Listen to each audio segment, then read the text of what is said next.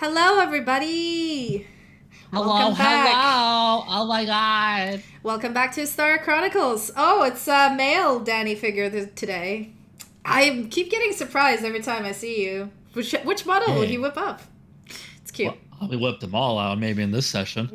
Who knows? Whip it up. But yeah, for those of you who come join us for the first time, I am your absolutely cruel and heartless dungeon mommy, Sylfania. We have Bax Obsidian, one of the players, played by Thanture, Mads. Will that be me? We have Soldado Oh, Marcus, oh. played by everyone's beloved Zamdani. And we have Ferverand Dickens, played by Gabe. Damn, son, that was a big one. Yo, we need a compilation. I need to sit down and make a compilation of all the beginning burps from Gabe because so far this is episode 20. We have at least 20 of them. Those are they'll be pretty easy to find. They're always at the beginning. Yeah, we have at least 20 for sure. So that I mean, yeah, Hello heck yeah. Any 2PI? Oh, привет, Ютупи. Yeah, he's a math follower. Yes. So we are a homebrew D&D group. We play in my homebrew world that I've made and cruelly filled with a bunch of assholes for these guys to interact with. Yes, this is our 20th episode. Woo! An asshole, let me tell you. I mean, what? Yeah, boy loves exchanging tongues with an asshole. Aha! Yep. And in the previous few episodes, the group has entered the city of Laudenborough, where everything was great and hunky-dory, and figured out that there were people constantly missing. Some due to just leaving the town, some due to disappearing and then reappearing apparently reformed, and others just, random disappearances. And of course, our group of mighty adventurers decided to investigate this stuff, and ended up figuring out that there's a bunch of hags. A bunch of hags running some sort of a soul racket or, kidnapping ring in the city with elaborate plans to not get caught. But then our group of adventurers just ended up going and getting rid of the two of them. And they found that the last one was apparently an orphanage director. And so, are you peeking through the thing? Danny, you're distracted. Yes, I'm peeking into reality. Okay, you Okay. you distracted me. It's fine. But yes, good. they found the last hag to be an orphanage director, so they decided, after much deliberation and attempts, to do something smart, but then realizing that orphanage was asking for it. Yeah, realizing it ain't gonna work, they just sauntered up to the orphanage, busted the door in, and just started blasting. Well, anyways, I started blasting. They managed to find the hag, so that was good. However, she didn't seem to be hostile, or appeared not to be. And it was a bit weird. You gave her a nice walloping until the police showed up, which... Got beaten. Maybe that was the plan all along, you don't know. But the fact is, police showed up, found you in a really sus situation with a few kids unconscious, one kid almost dead, a woman completely beat up. Got his eye shot out. Yeah, a woman completely beat up and cut and bruised and everything, and you completely unharmed, the lot of you, standing over her with your weapons and whatnot. Honestly, Basically, we're gamers, that's why. the situation did not look good for you at the time. There was some conversations had. There was one suspicious moment where, to save herself and to escape from fear that Bax really smartly cast, she has disappeared, which is really sus in a way. However, you guys don't know how much. The only people who saw it was basically Ferverand, in a way. But yeah, you guys have ended up being willingly following the police to the precinct, or to where the Garda. I call them the police, but it's the Garda. Following the Garda to where they're usually stationed. What's the difference between the Garda? I actually don't know what the term. So the term here is the fact that the Holy Empire of Ravinia doesn't have a policing force. It has a giant military. And the military has subdivisions, right? Some of the divisions that everybody would know this in the city, in the country, because this is taught to everybody at schools, this is advertised everywhere, this is like common knowledge. The idea is there was... hold up. They basically... There are Garda, Scouts, Paladins, Cavalry, Bowers, Magistus, Inquisitors, Admirals, and spies, basically. So it is, the army is divided into like subsections, and Garda are basically, their job is to patrol cities and maintain safety, prevent crime. They are your sort of grunt soldiers, and whenever you enter the army, the first job you ever get is Garda, because this is sort of training in a peaceful scenario, right? Most of the others, like Scouts, Paladins, Cavalry, Warriors, Magistas, all of the others, they usually are deployed to where the war is happening, because they need majority of their army there. However, in times of when they need recruitment of, like, lots of people died, they need to replenish them, they would take some people from the Garda away from the peaceful cities and, reassign them down to the war zone. But Garda is your basically city guards. They're just called that. Oh, okay. So you would know this because Saldana here used to be a member of the Scouts. And I would know about the ranks. But you would know about this, and you would know that the Scouts would never do patrols. That's the Garda's job. And Garda would be like a mishmash of people with different skill sets, but usually quite fresh. Like there are senior Garda, usually people who retired from the war zone or requested specifically not to be sent for reason or another, maybe health reasons or something, but, people who didn't want to go to an active war zone. Paladins, there are Paladins in the Garda, and there are Paladin orders separately, which is the military one. The military one are usually very high-level Paladins that, just guarding a city and patrolling a city is way above their pay grade. They're much more useful at the front. Or even in the capital. Like, so only around the capital you would find high-level Paladins being part of, like, the upper echelons of the Garda. But in a city like Laudenborough, it's just you ordinary guards. And the rest of the part of the Holy Order, which is the whole military, of course, have different functions and whatnot. But that's what Garda are, in a way. Hope that was clear. There's a lot of exposition, I'm sorry. Mm-hmm. I tend to babble on. But basically, you guys were taken over by an under-officer of the Garda, which is basically... he outranks Luba, who is I believe she is not a private. Private is the first rank they get. I've made a whole rank system and then immediately forgot it, because that's me. Yay. But so the private is the basic rank you get when you join. It's not recruit. Luba is a corporal, while the person who showed up, Jaxar Lothier, he is under officer. So he's, a senior member, and he showed up with a bunch of privates, because basically that's what they do. They pair them up with somebody senior who can show them the ropes, basically. And if anything happens, can resolve the situation and show the new kids how it's done, in a way. So you guys, we ended last session where you guys were taken all together to the Garda precinct from the orphanage. As you passed by, you've noticed that Belluar, who escaped middle of the battle, and also, I think, it was just Belluar and no one else who went with him. But he was also there, well, captured in a way. And the only person who wasn't part of the group that is now being taken away is Trarel's mother, who you are all surprised to see here, because apparently she followed you guys once she realized that y'all have left her on her own and where you guys headed. And she's sort of cradling two, like, around 3 or 1-year-old children who are just bawling. The kids who Ferverand fucking terrified when he broke the door in. When she entered the building, she was gonna go help you guys, but she saw these 2 kids crying and rolled really low on her wisdom check and just could not. Considering her backstory and, her personality, she could not leave the kids when they're just crying. The child that you beat the shit out of for Rent, he is stabilized, I believe. He's you can see you can see that child whose belly you fucking slit open. Yep, and who you curb stomped unconscious. Accidentally. Good times. He is taken by the Garda as well to be treated immediately.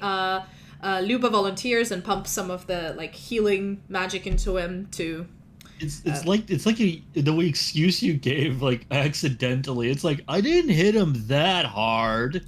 To be fair, he was planning to do a non-lethal, but then he rolled a nat 1, and I'm like, know. what is a funny thing that would happen with a non-lethal hit on nat 1? You curb stop a child. That's what happens. But anyway, so our group of adventurers are taken to the precinct. And you guys weren't... well, you guys were hostile there for a bit, so everybody's sort of wary looking at you, because you guys didn't immediately give up and come willingly. However, you're not tied. You're just surrounded as you're walking through the city to the... I believe the place is called the Holy Marches. Well, you guys have never been to this district, so forgive me if I forgot about this. I made these quite a while back. But yes, you guys are heading to... Yes, Holy Marches, which is where majority of the Garda is stationed, where you have armor smiths, weaponsmiths, everything that has to do with this extremely militaristic theocracy where you guys live. There's a whole entire district dedicated to this, while, you know, the other districts have their own specialties. You guys are taken through the street. Some people gawk at you because, well, it is a group of, let's count, how many people were there? Let's see. We got like one blue guy. We got an old lady. We got like some lady with a cane. Got a lizard. Yes, we got 1, 2, 3. Hold on. 1, 2, 3, 4, 5, 6. Yeah, 6 guards. Is the whole orphanage coming with us? No. Basically, what the kids were too traumatized, so what they did, they left the blue-haired woman, Corporal Tarelier. They left her with the kids to sort of watch over them and make sure, like, while the reinforcements show up to you know, help the kids out. And, you know, calm them all down. They wouldn't take the kids to the precinct as well. That too much trauma for them. But they are taking all of you guys, basically all of the adults who are not injured or not orphans who reside in this area, they took with them, which is all of you guys. You guys are surrounded by 6 Garda with Under Officer Jaxar Lothier in his purple outfit, 2 katanas on the sides and the horns and then the little like not a cigar but like a toothpick, as he's walking in front. Like, you guys are a bit of a procession, so as you guys are walking, some people turn to look at you because it is end of the day, it's nearing the evening, and they're all kind of staring at you guys. You guys, it is a bit of a walk of shame, I'm not gonna lie, but as I said, again, none of you are... Where's the lady with the bell? There isn't a lady with the bell, but there are a few street kids who are gawking at you, and somebody's like, "Mommy, are these people criminals?" And she's like, "Shh," because again, Damn right, I'm a criminal. You guys would know, especially you, Bax. It is actually. Oh, sorry, I completely missed what you said. Ferverand, I talked over you. I'm so sorry. I said the only crime I'm guilty of is love. Yeah. But basically, you all would know, because you live in Laudenborough, you would know the fact that actual, arrests are very rare. Most of the time, anybody who even remotely starts being a problem in Laudenborough disappears and then comes back not a problem anymore after a while. Especially you would know this, Bax. So these sort of, there was a big kerfuffle and a bunch of guards showed up and they're taking somebody in. This never happens in Laudenborough, so that's why people are really gawking. Ferverand and Sildana, this would be quite rare from where you come from, but you would understand knowing what you know about the city. I'd say you have enough insight to know this. And Ferverand, to you, this is really strange because in the capital city, crime happens and Garda have jail cells and all of that shebang. This city is just an abnormally, oh my god, an anomaly. I cannot fucking speak today, I'm so sorry. Yeah, normally and anomaly are kind of similar words. Abnormally is not a word. But anyway, this city is a bit of an anomaly in how, this is why everybody stares, because to them this is unique entertainment. They all want to know what happened. The most peaceful town in the world. It's so boring here. I want to know what's going on.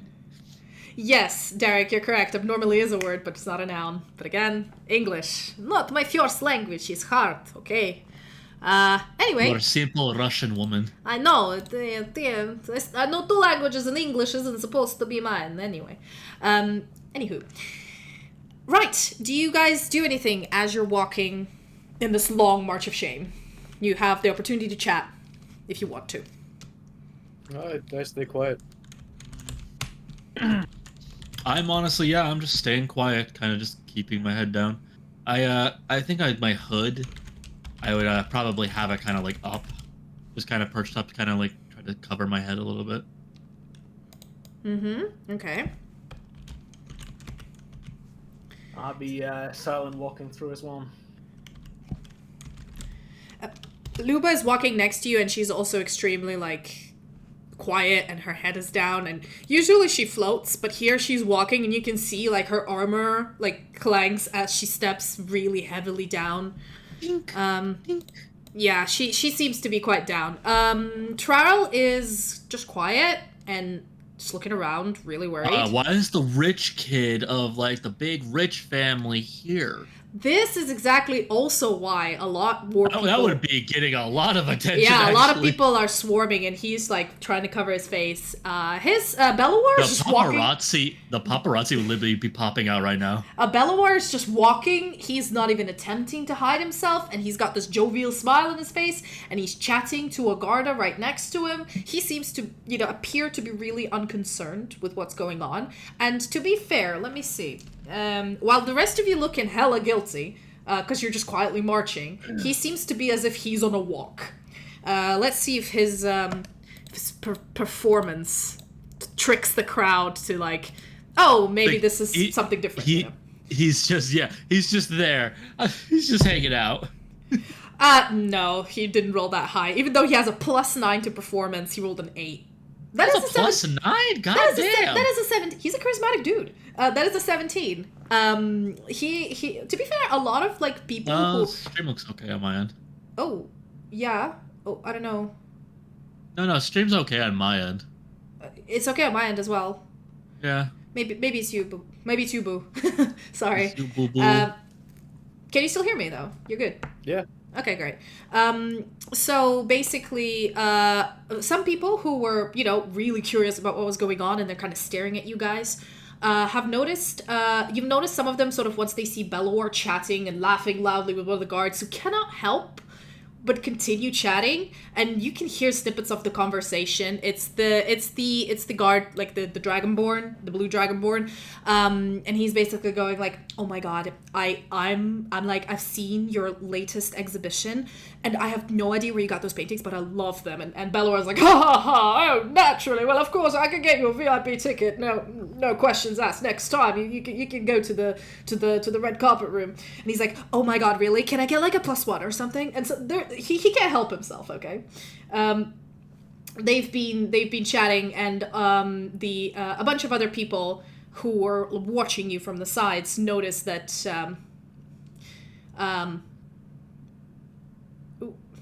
sorry, I've just seen you guys chatting in chat. I don't know, are you guys okay? Oh no, it's fine. Okay. Yeah, I'm sorry, maybe it's just the internet, because yeah, if it's okay for everybody else, then I don't know. Yeah, it's fine on my end. Okay, that's fine. Because I can change settings if it is. So just tell me in advance. Okay, good. But yeah, as this conversation is happening, some of the people who are staring at you back away, and the crowd thins a little bit more. So Bellower tends to. It seems like Bellower got the attention of the crowd a bit less on you guys. Which you don't know if it's good or bad, but at least it's reducing the amount of notoriety at the moment you guys have. Okay, you guys walk for a bit longer. I, for some reason, can't find the soundtrack for this, but if I hopefully can find it, that would be great. Yeah, you guys go to... Yeah, I didn't save. That's fine. Never mind. You guys end up in the sort of this building that looks something similar. You've been here before. This is where you guys went when you've seen the first hag. Let me just give me a second. I'll find it as well. It is the architecture changes as you go through the city. While the Holy District has a bit more of church-like buildings, culminating in the big cathedral. The obviously the Magic Academy has a big influence on the northern district of Laudenborough. Holy Marches still has this like religious iconography, but also the entrances are much larger. There's a lot of open spaces for sparring. It does have this more imposing atmosphere of regulated military might. You guys end up going to the same sort of entrance desk where you've met the doppelganger the first time. I don't know. Banner ads. Yeah, I've turned off ads for the stream, so they should not interrupt anything. So if there's any ads going on, it's not my fault. I don't know how to turn them off.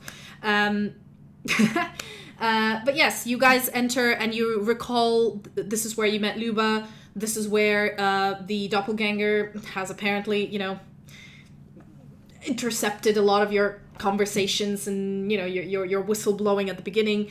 And everybody is a bit confused by this large group of people coming in. But everybody steps away from you, and you are directed to the lower floor, where they have holding cells, which have not been used in years, and it is obvious. They have been kept clean, but there isn't any, personal effect. There's no hay. It looks like it was been just scrubbed with water and, soap. It is just bare stone, and the locks they're not rusty, but they're clearly new and not very much used. So when they're trying to open and, pull you guys into the holding cell to sort of sort you out one by one, with not having to watch you all the time, to keep you all in one location. They're sort of, when they're moving the key in the lock, it's like they have to jam it a bit for it to open. Do any of you resist any of this for now? Nope. Okay. You seem to be, behaving yourselves. Hopefully we're finally going to horny jail. Yes, you seem to be behaving yourselves. They don't. There's no dampness. There's no rats in here. It's very clean, very well done. There's even a cushioning on the benches in the holding cell where you sit. They just have bars to prevent you from leaving. And there are some runes on the bars, which you obviously think that there's some sort of magical barrier as well to prevent you using magical means to leave. There's one big holding cell where they put all of you guys because, so it's a lot of you. And they close you there, and Jaxar comes up to you, the purple tiefling, looks at you, says, "All right, there's a mighty lot of you, so I'm just gonna go upstairs and start the paperwork. Whenever we need to speak to each one of you, we will call you up, and you will be escorted to a room where we will have a conversation, and you can tell me your side of the events. This is as much as I can do." Of course, naturally. Just ask. Which private is there with you? Let me see. He goes yeah. Just ask private, and he sort of looks at him like, "What's your name again?" He goes, Private Hilis, actually. He goes, "It's this dark-skinned half-elf with white hair." Let me send you his picture. Oh, the one guy that ran into a wall earlier, I remember. Yes, the one that in the darkness ran into a wall. He has a bit of a bump on his head, but he's acting as if nothing's happening. He's acting all, I know what I'm doing. He's French. I know. This disgusting. dude, he's got this beautiful white dreads and really cool armor. And he's just standing there with a bump on his head. And he's like, "Yes, I shall bring you whatever you require within my ability. It is my duty to watch you here." And Jaxar is like, "Cut the shit. Come on, man. You're not on duty anymore. I mean, you kind of are, but get the stick out of your ass. Anyway, I'm gonna go upstairs and start the paperwork. I'm gonna call you one by one. We'll have a conversation." And then he looks at you, Ferverand, and that's as much benefit of the doubt I'm willing to give you. I'll make my own conclusions. We will figure out what to do with you, because this is honestly a precedent we've never actually seen before. I have never had to make an arrest. I think we have some forms there is a protocol. I've never done it, so yeah, it's gonna be interesting. However, I will hear you out. I hope that's alright with you. Please behave yourselves. Do not abuse any of the personnel, verbally or otherwise. They are here to protect the citizens, and you are citizens of the Empire. So once we figure out what's going on, basically just, do not abuse the staff. Thank you. The moment he walks away, I just go like, "Hey, where's my water, you motherfucker?" Yeah, Jaxar. I want it sparkling, god damn it.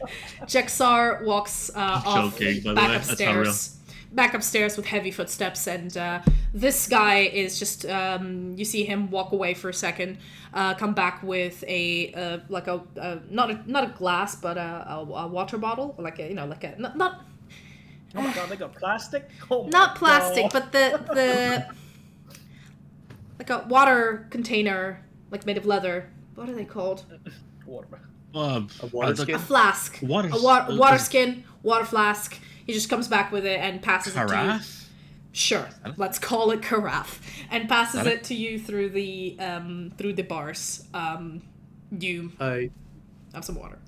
I go to the bars towards the guy. It's just the No, one no, guy, no. right? Yep, it is just the one guy. You notice when you were coming in here, you had to go down a corridor where there are people stationed every few steps, but where you guys are in this area, this holding area, which is woefully empty, you're the only people here. It is just this Private Hillis who is just... He is responsible for keeping you fed. If you guys need to use the bathroom, or the chamber pot, he's there to escort you there. But they're not keeping you here under, very strong lock and key. You've been really behaving yourselves, so they don't see the need to restrain you. But if you would know from... I suppose you were casing the joint as you were going down here, knowing you. From figuring this out, you see... You clock how many people are here. If you guys start doing, you think, any kind of obvious resistance or changing your mind as to cooperation, there is enough people in this precinct to restrain you. Maybe not you, Ferverand. Maybe not you, Ferverand, but everybody else. I could break these cuffs. There is no cuffs. But what I mean is, Ferverand, you remember these kind of cells, the magically enchanted ones. These prevent teleportation. These prevent any kind of magic being applied to them. These are custom, these are standard make from the capital. You've seen these a lot. These are almost impregnable. You would know that because these are almost impregnable, they don't usually have many guards standing here. I do a show off patting my pockets on my sides, and then I get to the guard and say, hey, I believe I've dropped my pouch on the way here.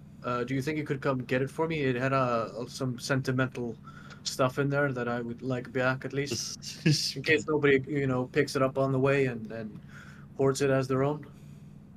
Alright, it's a strange request. Hold on. It should So be a fucking pouch. suspicious. It should be a It is- pouch with an emblem of a dragon eating a spear. Okay, he is new. However, I'm gonna make him do an insight check just to see, and I'm gonna make him do it.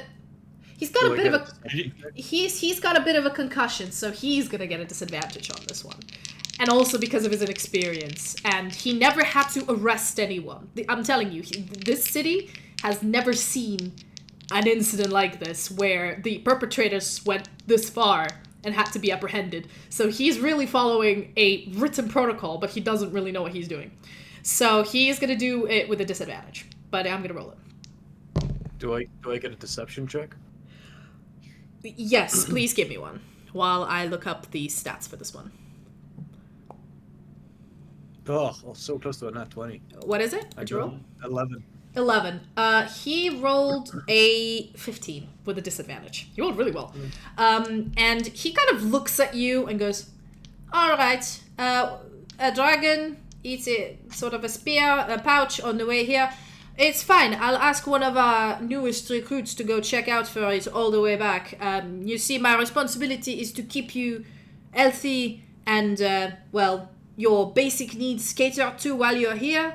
and keeping you in here. You see, I cannot leave my post. But I will ask a newest recruit to go look for it. If you have any type of... Thank you. If you could make a sketch for it or something to make it easier, we will accommodate it, of course. I do not have any paper or any writing utensils on me, sadly. That is something I can bring you, actually. And he does bring you a quill and a piece of parchment. Quick, do a magic trick with the quill. I'm just gonna do a shitty sketch of a dragon with like a spear by its face.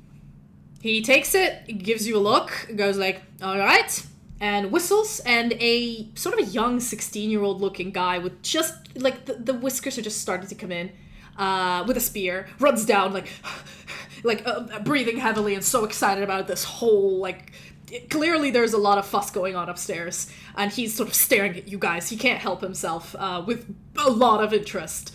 And then Private Hilla sort of turns around and gives him this paper and says, Jeremy, you know the way to the orphanage from here? Yeah, the one in the 6 boroughs. He goes, yes, sir. He's like, backtrack and find the pouch that has this on it. And he goes, like, all the way? That's like an hour's walk. And Private Hillis just looks down at him and says, oui, that is an hour's walk. Do you have any complaints? He goes, no, sir, I'll do it. I'll find the pouch, and if I don't, I shall not come back. And he goes like, yeah, go. And the kid runs off. I sat on the road. Thank you kindly for the accommodations. Naturally, it is my job. And he just steps away from the thing, like giving you some level of privacy, picks up a chair, puts it down, and opens up a book as he is sitting there watching you. I remain standing. And I'm just gonna look up. Yeah, Belluar and Trarl sit down. So Trarl's mom and Belluar's wife, the Duchess, Teriane Falinel, she came with you, but she wasn't one of the apprehended because she arrived at the same time as the guards, and she's basically tending to the children. And she, after leaving the children with one of the other corporals who stayed at the orphanage, she came, she joined your group, but she wasn't in this, she wasn't arrested. You've seen her not being allowed to the holding place, but she is in this building somewhere. Luba and the rest of the gang are just quiet. You guys have time to yourselves. I just stand there silently, looking at the guard. I make eye contact and I do not break it. Oh no, you're doing the awkward stare. So you're doing the awkward stare. The guard isn't even looking at you. He's reading a book. And you notice as you keep staring, he starts fidgeting. So he notices that you're staring, but he is trying not to look up. Not to be affected right now. Yeah, he's trying to read, but you notice he's been on the same page for 2 minutes. I maintain eye contact. What are the rest of you doing? Sildana and Bax. What are you up to? Well, You first. nothing. I'm kind of just waiting, really. Do you sit down? Do you get comfortable, or do you also do weird standing protesting? I kind of just sit down and with my water, and I just start drinking, kind of hydrating. It's pretty good water. Hydration. Pretty good water. Hydration's important. Hey, you know what, Natalie? What? You hydrate too. Thanks. Oh, crap. I don't have any water on me, but I guess I'll just drink tea. Yeah. Basically water. Anyway, I'll kind of just separate myself and go in a random corner and just sit and just be quiet. Yeah, as at a time, just thinking. As you're sitting down, Trarl comes down to the corner and sits with you, quietly as well. He doesn't talk to you, but he sort of... You see him winding down from a lot of the stuff, and he looks a little bit thrown and confused, as does Luba. They were so convinced after the fight in Trarl's house that definitely that woman is a hag. There's definitely demons in the orphanage. And when they went in, they were covered in this righteous rage. And you can see that after the events, they're now in a big vat of self-doubt. So you don't need an insight check to check that. You it's pretty obvious. He even checks me, he'll probably notice that I'm a bit apprehensive to him. I'll probably be a little bit he moves closer, a little bit further away. You'll notice I'm pretty big in disapproval towards him right now because of what he's done. As you, well, your body language shows that you're stepping away from him. He, like, can't hide the fact that he looks really hurt. He looks at you, like, with this expression of, like, lost and like, oh shit, did I fuck up? And then just quietly burrows his head into his, you know, how do I put this? Puts his elbows on his knees and puts his head into them and just sits there quietly next to you. Not touching, just in the proximity. Belor just lounges, chilling. Okay, you guys sit here for... This is clearly not his first day in prison, I feel. No. He is, at this point, he's, like, looking for something underneath the thing, and he, like, digs it out and pulls out and finds a little bit of chalk, and it looks at you, Soldana, and says, there's always a little bit of chalk in these. I don't know, maybe people coming in tend to hide it here. If you're stuck here for a while, you would get bored. And he starts doodling on the wall. And you notice that there's... How did you know it was there? And he goes like, there's... Every holding cell has one. It's like a... I don't know. If you go to these enough, you know. Not that I frequent these. I don't, for the record. But, I mean, been to enough to know. And, yeah, he starts doodling, and you notice that this place, while the walls are pretty clean, there are some really, really old chalk marks that have been washed out of doodles as well. And he looks at you, Soldana's like, would you like to try? It can't get boring. Sure. He gives you chalk. You can doodle if you like. Or eat the chalk, it's up to you. I'm gonna eat the chalk. No, I'm gonna doodle. Fucking, I don't know. I kind of just... a doodle, kind of just like, oh, fuck it. My brain is not working right now, sorry. That's perfectly okay. Mine isn't. I'm like, I'd just doodle a dick. Fuck it. Give me a performance check. Oh, performance check on the dick? Yes. God damn. See how good it is. It's not a really hard DC. Oh, wait, that's perception, my bad. Performance. There we go. Roll. Nat 20. I draw the fucking veiniest looking motherfucker you ever seen. It's so real, it feels like it's poking out and looking at you. You take that chalk and you do the shading. Yeah, I need to give you points for that. Nat 20. Like, you guys... The Mona Lisa of dicks. Yeah. Jesus Christ. Okay, I swear, you guys, during combat, you roll crazy nat 20s during fucking roleplay. Anyway, you draw, as they say, the veiniest, the most realistic looking dick. You do the shading with the dim lighting that is in here.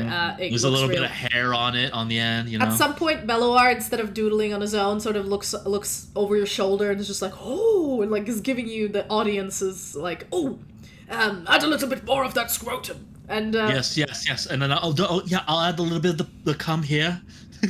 Yeah, as you two are just engrossed in this defacing of the prison walls. Boy, has it been defaced. Yeah, Ferverand, with every single like exclamation and loud noises that are coming. If you're still staring at the guard, you notice that he is still staring at the guard. Yeah, he hears everything that's going on and is really trying hard to keep a straight face and not giggle. And he's still pretending to read that book, but he's been on that page for like our artistic endeavors. But yes, this whole situation just seems quite ridiculous to everybody. You guys are here for a while. I'd say for at least 2 hours, you feel like. You can't tell what time it is. It's dark, there's no windows. So we get a short rest? Yes, you guys do get a short rest. You would need to sit down at some point further, but there is places to sit down. Sure. You guys benefit from a short rest. Everybody else is sort of just quietly sitting. You know, after you finish drawing the dick, Beloar tries to replicate, and let's see how well he does. The moment the guard looks up, I eventually sit down. Let me check. Beloar. We're here. Give me your stats, Beloar. Performance. Oh shit. Okay. He rolls like not a natural 20, but like a 20-something, and he replicates, like he paints like a male figure attached to the dick you just drew. And the male figure looks like one of those Greek statues, you know, and it kind of looks 3D-ish. So the dick and the statue work really well together. Oh no! And he just carries on and starts painting like the sky and like some like an army fighting something. He's just going off with his chalk. But after like I just want it to be like a Greek statue looking face, but it's just this guy like hip thrusting into the air while he's like trying to like he's got his hand on his junk. Just be like, ah. Yeah, no, it's a very suggestive pose. I know. Yes. And he carries on drawing, but after about 2 hours, the chalk is just gone, and he's like, I'm about to say we're gonna run out of chalk very quickly. He started getting like the chalk ran out. He would have continued painting, and the painting's sort of halfway done. He gets like a bit sad. Now use your blood. Sits back. To those of you who are not doing an activity, you've been here. You feel like for days. This is weird. The time it flows weird here. There's no sense of how long things take. You don't have watches. You don't have anything to track the time. The guard. It's prison. Yeah, the guard seems to like not move from his spot and just keep reading. So he's not a measurement of how much time has passed. Nobody else has descended here. Is there no like windows anywhere? No, you're in the basement. You can't hear anything that's going on the upper sort of area. Oh, actually, 1 second. I'm gonna do something I forgot to do. But you have this chance to think over and discuss. You notice that the guard seems to be really engrossed in the book, and he's sitting far enough away where you think if you whisper, he might not hear you. So if you guys want to talk about something, you have the privacy to do so, if you wish. I remain silent. Okay.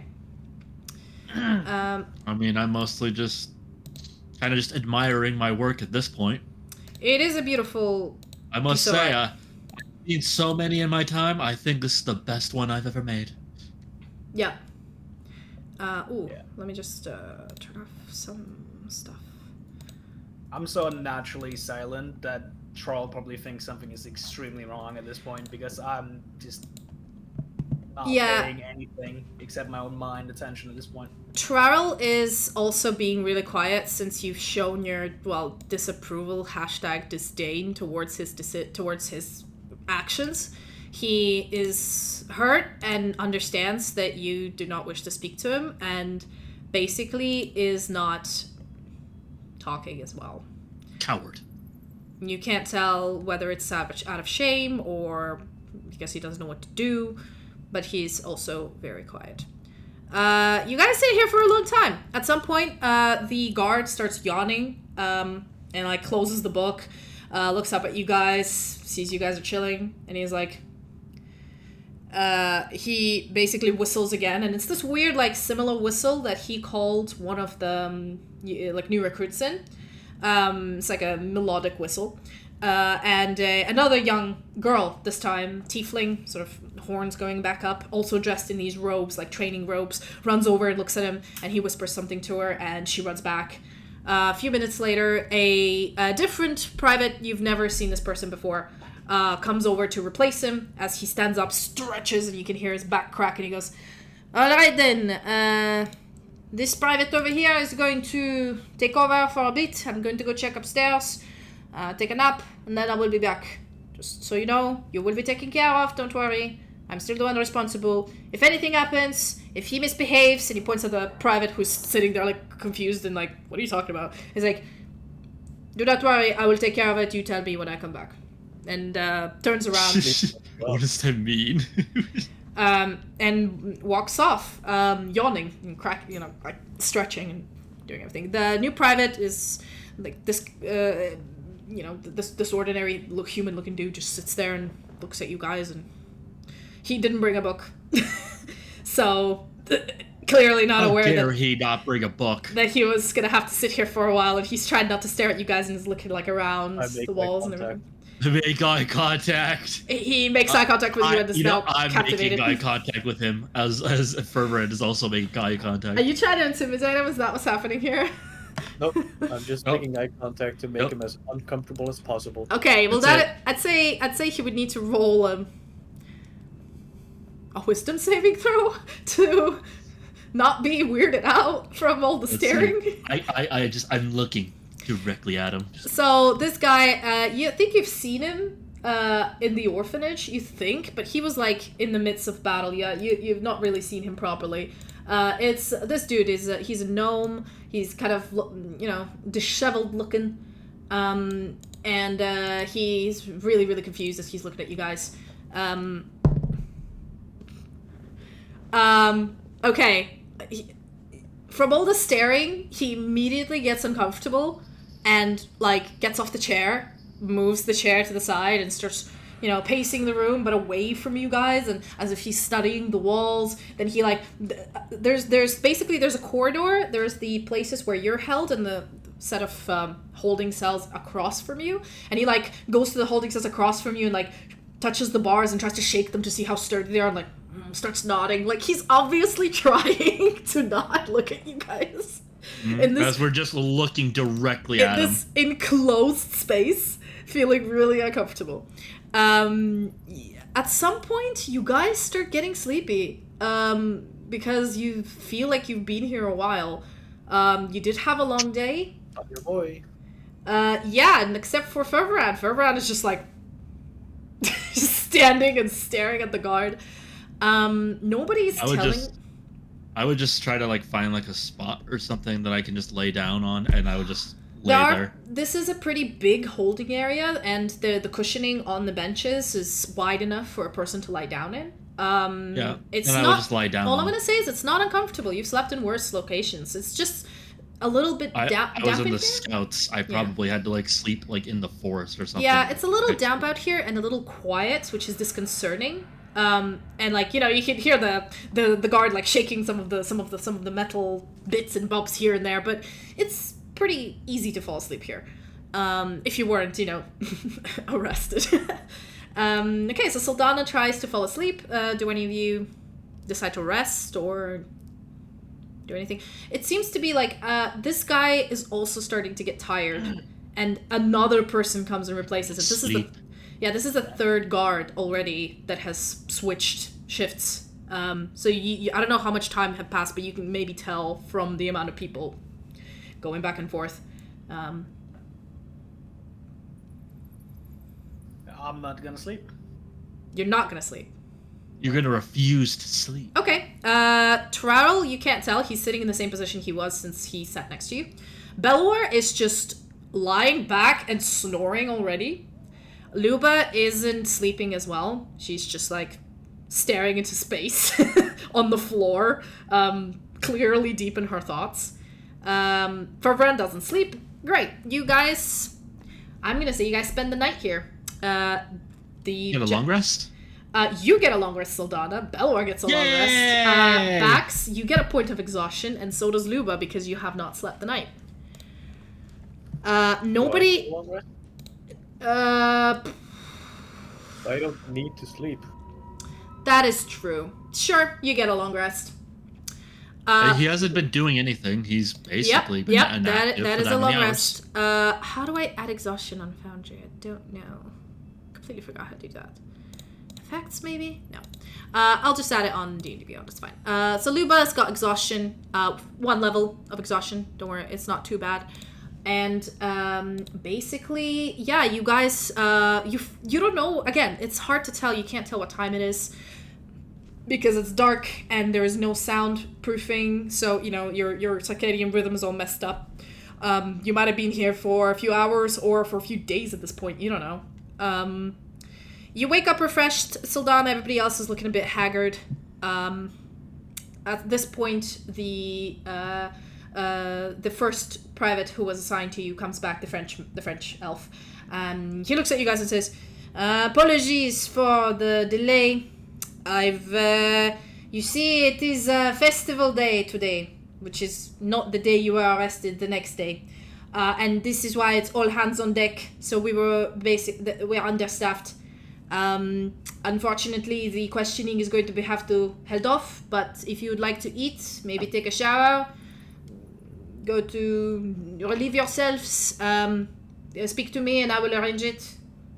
We are not inhuman here, so... No, you're just very unprofessional. What can I say? I am but a grunt. I'm very new. Not as new as him. And he points at this guy who's, at some point left and came back to replace, whoever was there. And this guy sort of jumps and says, "Fuck you!" And the French guy flicks his hair, looks back at you guys like. Things really like this really don't happen this often in this town. No, not at all. I mean, as I said, this is the first time we've had to arrest someone. We don't know the protocol. We need to dig them up from the library. And then, obviously there was a festival going on, so we have to, the festival of planting. So obviously we have to go around to the countryside. There's a lot of shit happening. So let me get this straight. And I walk up to the bar to be closer to him.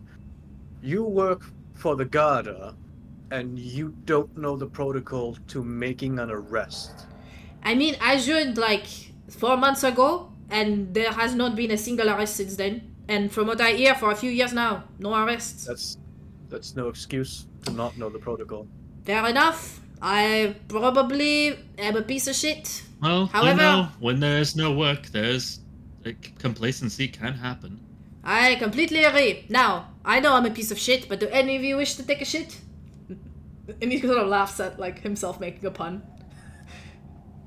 None of us laugh. That help I asked you to look for.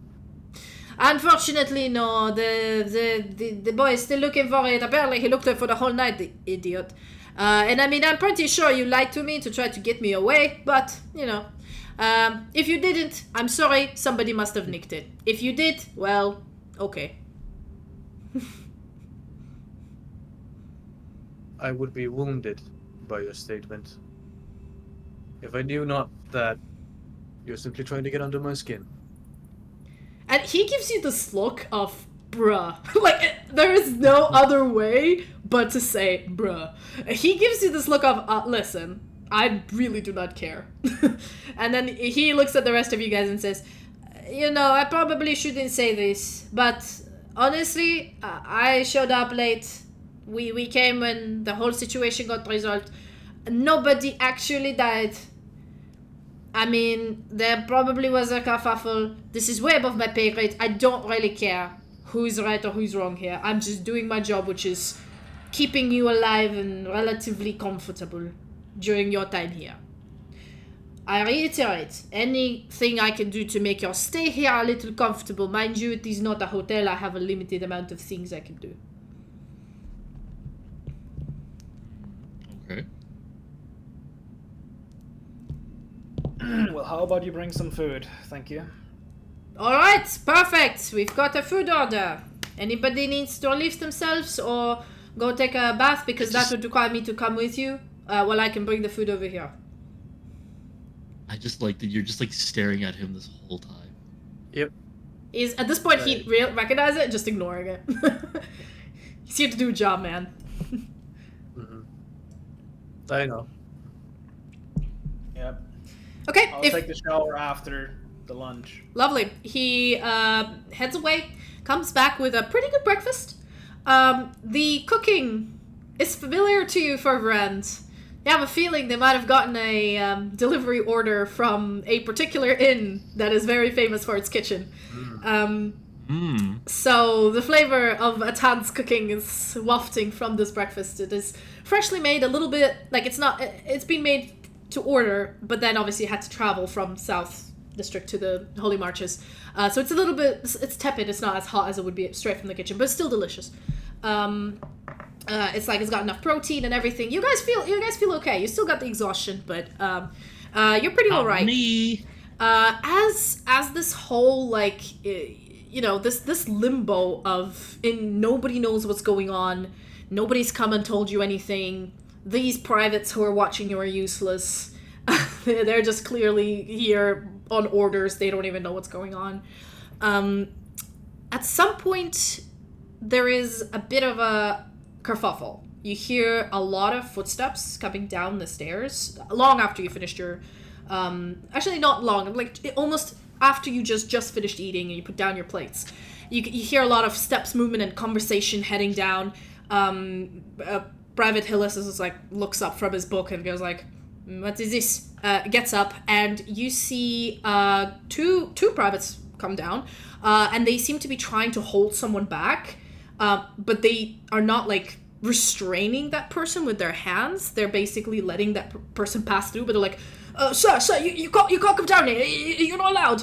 And there's this, like, a confident walking person. You can't see them. And then you hear a voice of, like, whatever do you mean I'm not allowed? I'm the legal representative. They have a right to that, do they not? And the two privates are like, well, it's like, amateurs. And this person carries on towards you, and as he comes into the light, this is what he looks like. Sylfania, you, many years ago, you've when you were a young recruit, you've met a person of unique looks in a way. He was a human, purple hair, green, really bright green eyes is what you remember about him. The hair was a personal decision, but the eyes is something you can never forget. This person walks into the dungeon. Damn, that's one handsome man. Looks over all of you. Give me an insight check, Sylfania. This person seems familiar to you, but you're not sure. Very familiar. 23. 23. The eyes are the same. Same as that man long time ago who gave you a son. It's my baby daddy? No. He's too young looking to be your baby daddy. Wait. Yeah, he would be much older. Because I'm old as hell now. Yep. But this person has the same sort of cheekbone structure as you do, but the eyes are unmistakable. Do you believe it might be your son? As this person is looking over... No, my son's a half-elf. Well, your brain is kind of going this way, but you do remember that technically your son's like a quarter elf in a way. He's quarter elf, yeah. Yeah, and you notice that this person's ears appear to look human. They're slightly higher, but he looks pretty much human. But he's got this like confidence and charisma and the grace of half elf. So in this world, there in Esthara, because the elven culture has been separated from, like, pure blood elves have been separated from the rest of Esthara for over 1,000 years now. And it's really difficult for them to breed. There's a lot of half-elves. However, I'm not going to say the genes got diluted, but you can get half-elves with longer ears, like the private Hillis that you've just seen. And you can also get half-elves with ears that look basically human. They have a similar lifespan as half-elves do, but they're almost indistinguishable from an ordinary human. Wait, so, like, is this my son? Have I not seen him in years? You have not seen him in 20 years. And that is true.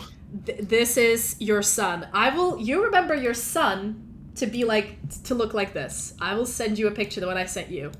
I think you showed me a picture a long time ago. Yeah, I'll send it to you again, because to be fair, the face of your young son, you remember. So this is what he looked like as a kid. His bone structure got a lot better. Yep. This is what he looked like as like 14, 15, which is the last time you've seen him, when you left the house on that fateful mission and he told you, if you leave, don't ever come back. Or if you do, I will not be here. And he was true to his word. When you came back from that mission, he was not at home. He left you a letter saying he went to the capital city to become an apprentice. He didn't tell you of what. He just said, I don't want to see you ever again. And you stayed in that village for 20 years doing what you did. I would look at him and I would go, Clovis? What? Girl! Wasn't that? No, that's not his name. Yeah, it was. I wrote it down. Nope. I love this. Yeah. I love this. The fact that you don't even remember your own son's name. I remember. I literally wrote it down. Aladan. It's Alanan Markuth. What? I swear to God, I wrote down Clovis. I have notes from your backstory. It's Alanan Markuth. As a DM, I'm telling you, his name is Alanan. Okay, I would go like, Alanan? Alanan? Yeah, as he's looking over the group, his eyes like stop for a second with you, Sylfania, and then carry on as if you're just a stranger to him. And as you call out, I don't know, how loud do you call out his name? I kind of very like, I'm not whispering, but I'm not yelling. Yeah, like a quiet like Alanan. Yeah. He looks over you guys while the privates are like confused as to stopping him or not, and he whips out a piece of like a letter with the sigil of and the Knight Commander Clarence on it, and gives it to one of the privates, who takes a look at the sigil and sort of backs away immediately, like, oh shit, this dude's high profile. And then he puts the letter back into his breast pocket and goes, right, I've been sent over as a criminal case barrister for the defense.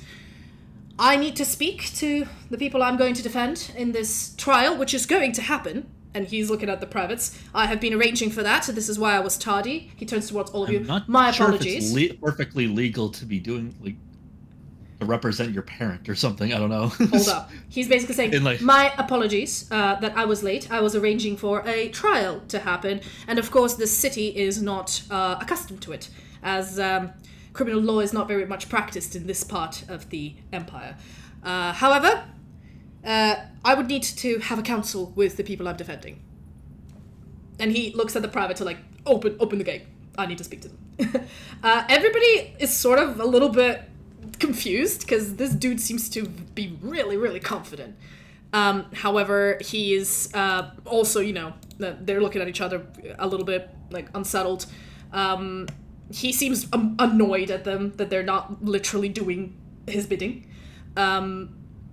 And at some point, Jaxar comes down, finally, sighing, rubbing his head, and looking at you guys and saying, right, I'm terribly sorry about this. He's right. I've arranged for a room for you to have your counsel. The trial so far about this whole situation is going to happen. And Alanan nods. Wow, you guys really do not know how to do protocol. Nah. I mean, yes. I'm terribly sorry about that. It is going to happen. However, of course, you have time with your counsel to explain the situation to the defense, and your case is going to be presented through the right channels. Listen to what this person says. And Jaxar goes back with two other privates as Alanan turns towards you all and nods and says, apologies, I have neglected to introduce myself due to the confusion around this very simple issue. My name is Alanan Markuth. I am a legal representative from the capital. It is my son. I'm going to be defending you in this case. But to do so properly, I would need to, well, know the details of this case. So, and he looks around and his eyes meet Ferverand because you were, I assume, staring daggers at everybody who came in. Pretty much. He looks at you and says, well, you look like a person who knows what they're doing and seem to be very eager to have a conversation. I would like to speak with you first, sir, if you don't mind. Of course. Alanan, how did you hear about this? He seems to completely ignore you, Sylfania. You're ignoring me. As you're talking at him, he is basically just professionally carrying on his business. I gesture for the guard to open the gate. The guard, of course, jumps and opens the gate. As he opens the gate, Alanan nods. He has a bunch of papers in his hand, and he gestures for you to follow him as he is. The gate is closed again, and we're going to split this up a little bit, and we're going to do little one-on-one sessions real quick. So Ferverand, you and Alanan are going upstairs. You get out from the basement, and the light hits you. It's like midday of the festival day. There's very few guards around. There's still some, quite a few, but like much less than when you came in the day before. You are headed into a private room, a quiet location. The door closes behind you and locks, and there's a table, 2 chairs, a glass of water, you know, some papers and pens. Alanan sits down, puts down his folder, looks at you, gestures to the chair across from him at the table. Elin. What? Right. And what is it you want to know? Well, first of all, this is a bit of a clusterfuck, isn't it? First first of all, I believe you're Ferverand, right? Correct. Weren't you supposed to keep a low profile? This does not seem like a low profile. No. It Right. was, how do you put it? I believe it's called a miscommunication. I would call it a bit of a shit show, but Not still, very much. yeah. So, I mean, this is the thing. I was already kind of on my way here, but I got surprised when I heard that there was finally an arrest in Lordenborough, and then a bunch of people with your, especially a person with your description, I'm sorry to say you're a little bit conspicuous, has been mentioned. I was, how do I put this, expedited to arrive here. This needs to be taken care of, and very quickly.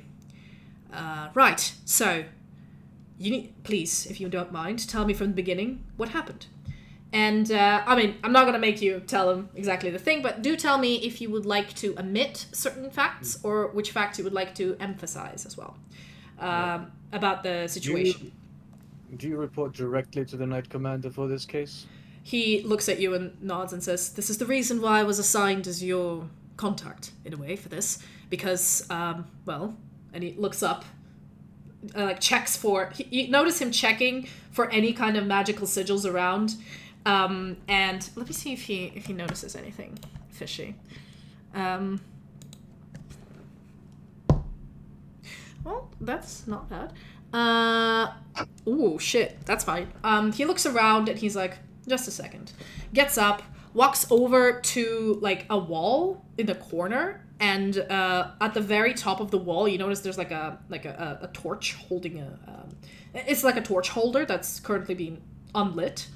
And he starts fiddling with it, and he, like, clicks something off, and you notice a rune, like, light up and then disappear. And he walks over to you and says, usually that's nothing much. Yeah, they tend to, keep an eye on people here in case, I don't know, one of the prisoners gets violent. But he looks at you back at you. It's like, honestly, the idiots at this precinct don't even know how to use that, so... But, you never can be too careful. I've just deactivated it. And you recall that these are basically, like, arcane listening-in devices. Well, the guard here are more or less glorified statues. They're retarded, honestly. I can't help myself. I mean, after the capital, it's horrible.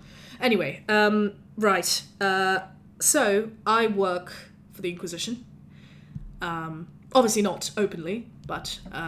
because I'm one of the very few... telling me my son became just like me in a weird way. Because of... As he's, like, describing his job, I just go into my bag and I fish up the hag's grimoire I looted before from the hut and put it on the table. Yes, because as you guys were arrested, you were not patted down. You actually kept all of your weapons. This is how competent people here are. He looks at the grimoire and you notice his eyes... His eyes, grow wider. He's looking at you, looking at that, and going like, shit. Right, okay. That's interesting. How dare you make my son shit himself? Is that... The orphanage director is a hag. Yes, I've suspected so. Actually, and he takes out... You suspected but done nothing! He takes Some out... of the children are demons. But supposedly not all of them. I did cut one of them down, and it turned out to not be a demon. Right, so I will need a lot more details, because if I'm to defend your case, I need to know everything that happened, and some actions that you have taken that might be misconstrued, I need to know about everything about them, so I can spin them in the right direction, right? Now, first of all, and he pulls out, he holds up his hand and pulls out his folder and says, actually, about Matilda Commonbrooks, the orphanage director... I don't believe that is her real name. I've been tracking, reason why I was on my way here, actually, and, when this whole thing happened, I've been actually tracking her criminal activities for years now, and she's been operating a similar sort of racket, in a way. First it was an orphanage, then it was a school, then it was a kindergarten, then another orphanage in small towns all the way here. It's really difficult to dig up paperwork. She changes her out, the way she looks, and nobody suspects that it's a hag that does it, And so, but I have a bit of evidence on her. However, it is a little bit difficult to tie it to the persona of Matilda Commonbrooks. But if what you say is true, it makes sense, considering hags are shapeshifters. with the information I've collated. So we do have something to go by. However, I need the details of this case to defend you properly. And do I assume you're fully truthful? What do you want me to begin? Well, probably the most pertaining and the most important part of this defense is going to be what happened at the orphanage. While I believe anything else you've done pertaining to the case might come up, which would be useful to know, the most important part is why you went to the orphanage, what happened at the orphanage, the sequence of events, etc., who was doing what was your premise, what was, your part of the story in a way.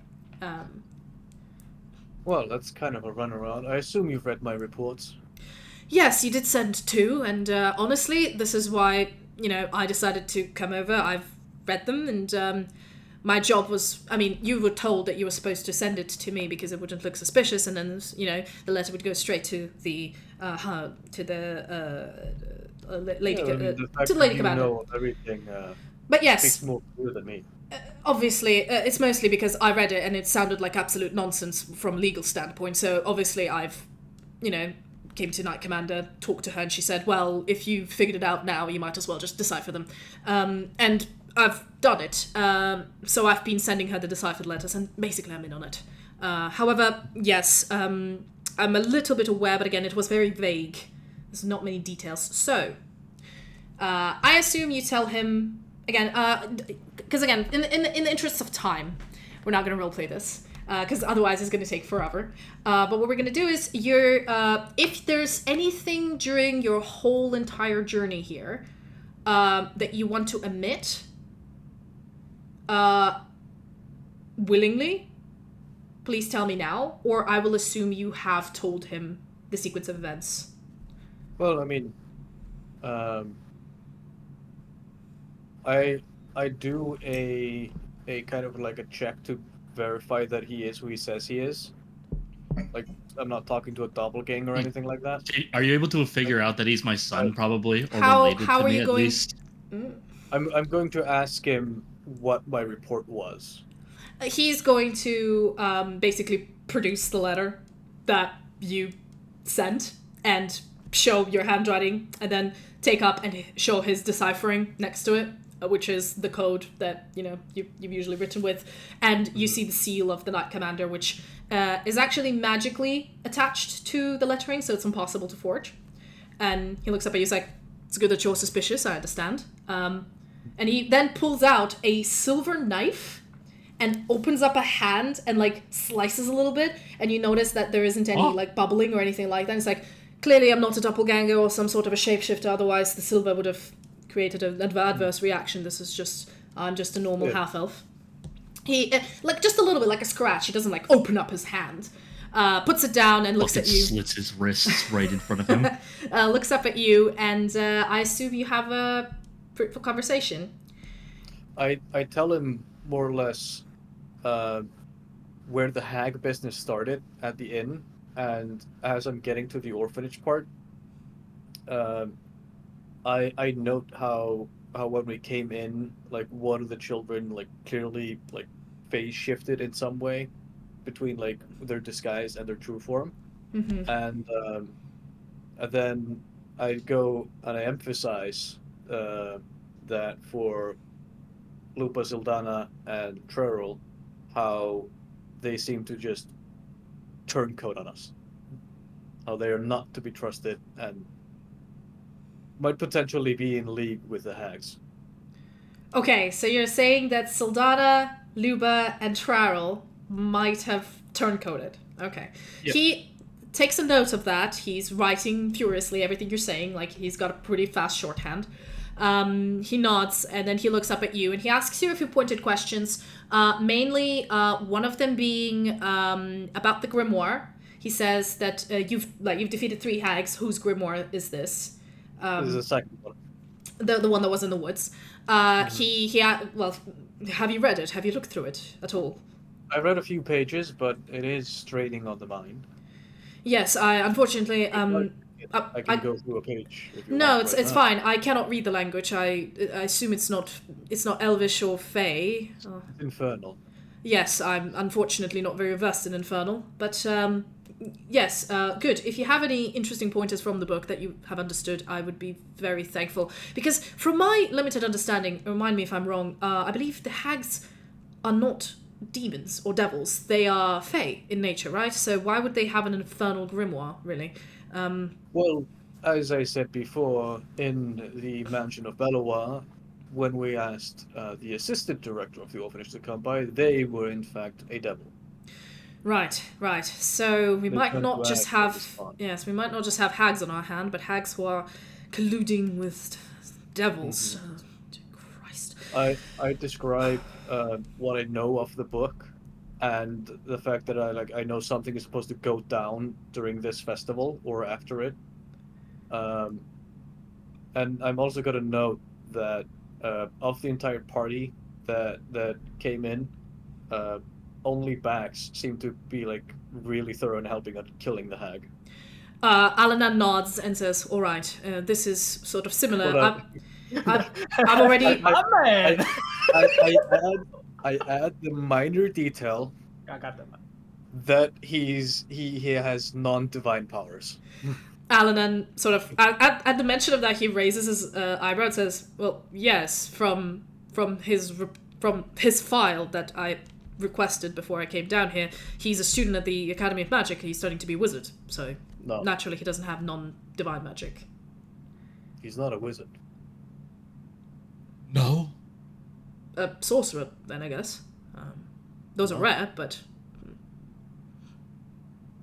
I mean, he could be a sorcerer, but that would be a very intriguing line of spell work.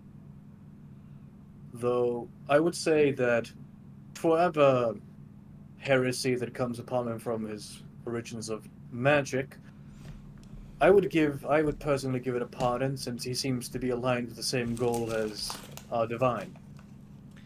yes, I understand. All right. Well, I'll have a conversation with him. Maybe I can get him to be honest with me, because honestly, first things first, you know this well. The one person you need to be 100% honest with is your lawyer. They're here to protect your interests. And if they don't know something, that could destroy the whole case. From lawyer to lawyer, I catch your drift. From lawyer to lawyer, yes. He literally does the finger to the nose. That's what I did. Yeah. Oh, I didn't see you because I was looking down. But cool. Okay, so he looks at you and says, "Right. Are there any other thing is you've got this grimoire, which is damning evidence, definitely. We don't have a similar one from any of the other hags, so the first one or the Maeve. Well, I still have. I produced, because I never actually gave it to Bellowa to get it converted to money. I produce the shit I collected from the first hag's lair. Yes, he looks over it and goes like, "Oh, right, yeah, the first hag's, the sea hag's lair, right? I believe did you mention I mentioned the blacksmith and his daughter and everything. Yes. These, I assume I could bring the blacksmith as a witness because, well, we are allowed witnesses. Well, I mean, I don't need to explain to you, Ferverand, how the court procedures go. I basically insisted that they're going to continue to have the court procedures the same way they do in the capital here, and obviously they're all scrambling around like chickens without heads, but they're going to arrange it properly. So the defense was going to have the ability to give a statement, to have witnesses, and to cross-examine. So we will have a chance to defend this. And what I did, the reason why I did this, is because Matilda Commonbrooks will need to be present as the prosecution's main witness. So we're all going to be in the same room, and she's not... If she wants this case to go through and not look suspicious, she's going to have to be there, which gives us a chance to pin her down. Listen, I'm going to have you keep the book, or else they'll take it from me. When you walk out that door, pretend I was being a complete asshole and just being a huge bother and didn't give you anything useful. Alright? I sat here, I stared at you for several minutes, and when I finally talked, I made fun of your hair, your clothes, and your mother or whatever. Make up something, you be creative. Right, yeah, sure, not my first rodeo, I could do this. I mean, if you want... I mean, I have a little... we don't want it to be too bad, because then, you know, it will affect the case, but... I'll just say you were uncooperative. Right now. I'll just say you were uncooperative. They didn't get much from you. And that should be fine. To be fair, it's none of their fucking business. I am your lawyer. This is private time, okay? I'm not worried about the guard, I'm worried about the hag. That is The true. Garda won't touch you. The hag will shank you in the alley as you try to make a getaway or walk into your room. If I were to strike you right now and leave a visible wound, that would sell more that I'm against you than I'm with you. He And nods. Yeah. as much as I don't want to punch you in the face, it is the best selling point. He nods and he says, I mean, fair enough. That's a reasonable point of view. However, I think I should be all right. I'm going to stay within the basically I'm going to Let me line up the shot. I'm going to spend the majority of this time talking to you all, majority of today, and the trial is being set to tomorrow. However, I can extend it to more time if we need to gather the witnesses or gather some evidence. Depends on what I hear from you and what you guys want to do. However, I don't think it will be necessary. I should be fine. Matilda has not shown up yet. From what I understand, the Garda were left back in the orphanage with the kids. All the kids are alive. No one's dead. That's good for you. Considering, from what I recall, the children are claiming that you walked into a room and just started stabbing people, which it's not looking good. Well, when you see one of them turn into a devil in front of your eyes, you kind of suspect all of them are. That is very true. I mean, from your point of view was understandable, but you also understand from the point of view of terrified children, there's going to be a jury at this trial because that's how things are done. And, we have to convince the jury and obviously pleas from children who are going to be witnesses. Well, those of them who are old enough are going to be witnesses at this trial. Things could go south pretty quickly. I will see what I can... Yeah, I'll see what I'm a professional. I'll see what I can do to spin this around and make this not appear as bad as it is. However, that one point, particularly against you, because I don't think anybody else has done any... How do I put this? Apart from attacking Matilda herself, I don't think any of the others harmed any children. So there might be a little bit more pressure on you. Just giving you this warning. I mean, technically I did, but, The kid that you've attacked wasn't there when you guys were leaving. He disappeared. As did the Matilda. So actually, when the Garda showed up, they didn't see the kid or... They've only seen Matilda and the other children. So he isn't one of the witnesses, as far as you know. If worst comes to worst, and they really bring up the whole thing about the child, I did try to just knock them out after finding out that... After I accidentally curb stomped Yes, them. and, couldn't hold your power back and... Well... Yes. If you want to be brutal about it, with the information that she is a hag, and if you can get the jury to believe that statement, you can easily put this as collateral damage. Indeed. However, there are a few points in this case which are a bit of a problem. One of them is the fact that it is good you had a paladin with you, a member of the Garda, where this could have been a legitimate arrest, actually. However, she, from what I understand and from what the rest of the guards are saying, she seemed to be convinced the woman wasn't a hag. Anyway, I'll talk to her, but... Paladins have... Wait, hold... the paladins have the ability to sense fiends and undead and fae and such. I have no qualms about that. And that's the thing. If she had that ability and was aware that they weren't hags or... basically at court they might ask her to do it again or call another paladin to do the same thing.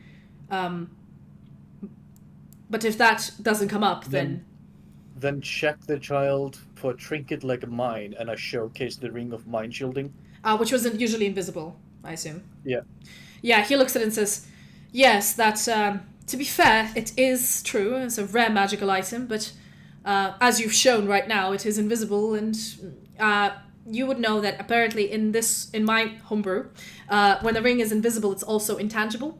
So if somebody, grabs you by the finger and tries to probe for a ring, they would not be able to feel it. It is a lack of detection in a way. Because the ring is still there, but it, through invisibility, it also fools the other person's mind of being that it's incorporeal. So they wouldn't be able to see. It's basically, there wouldn't be, apart from, I don't know if detect magic would work, but that would require, a wizard or a magic user to... We're near wizarding school. That's true, yes. Get a professor. Yes, we could get a professor to come do it. Well, obviously the head of... this is a high-profile case. Yes, this is a high-profile case. We're going to have basically, I'm going to tell you all after all of these. Well, I can tell you now after all of this interviews how it's basically going to go, because this isn't really common knowledge for most of you, except for you, Ferverand. You would know that the cases. I'm gonna make it really fast, guys. I know it's boring, but it's important. In the Holy Empire, the judiciary system isn't centralized. It is all done by the Holy Order, so by the military in a way.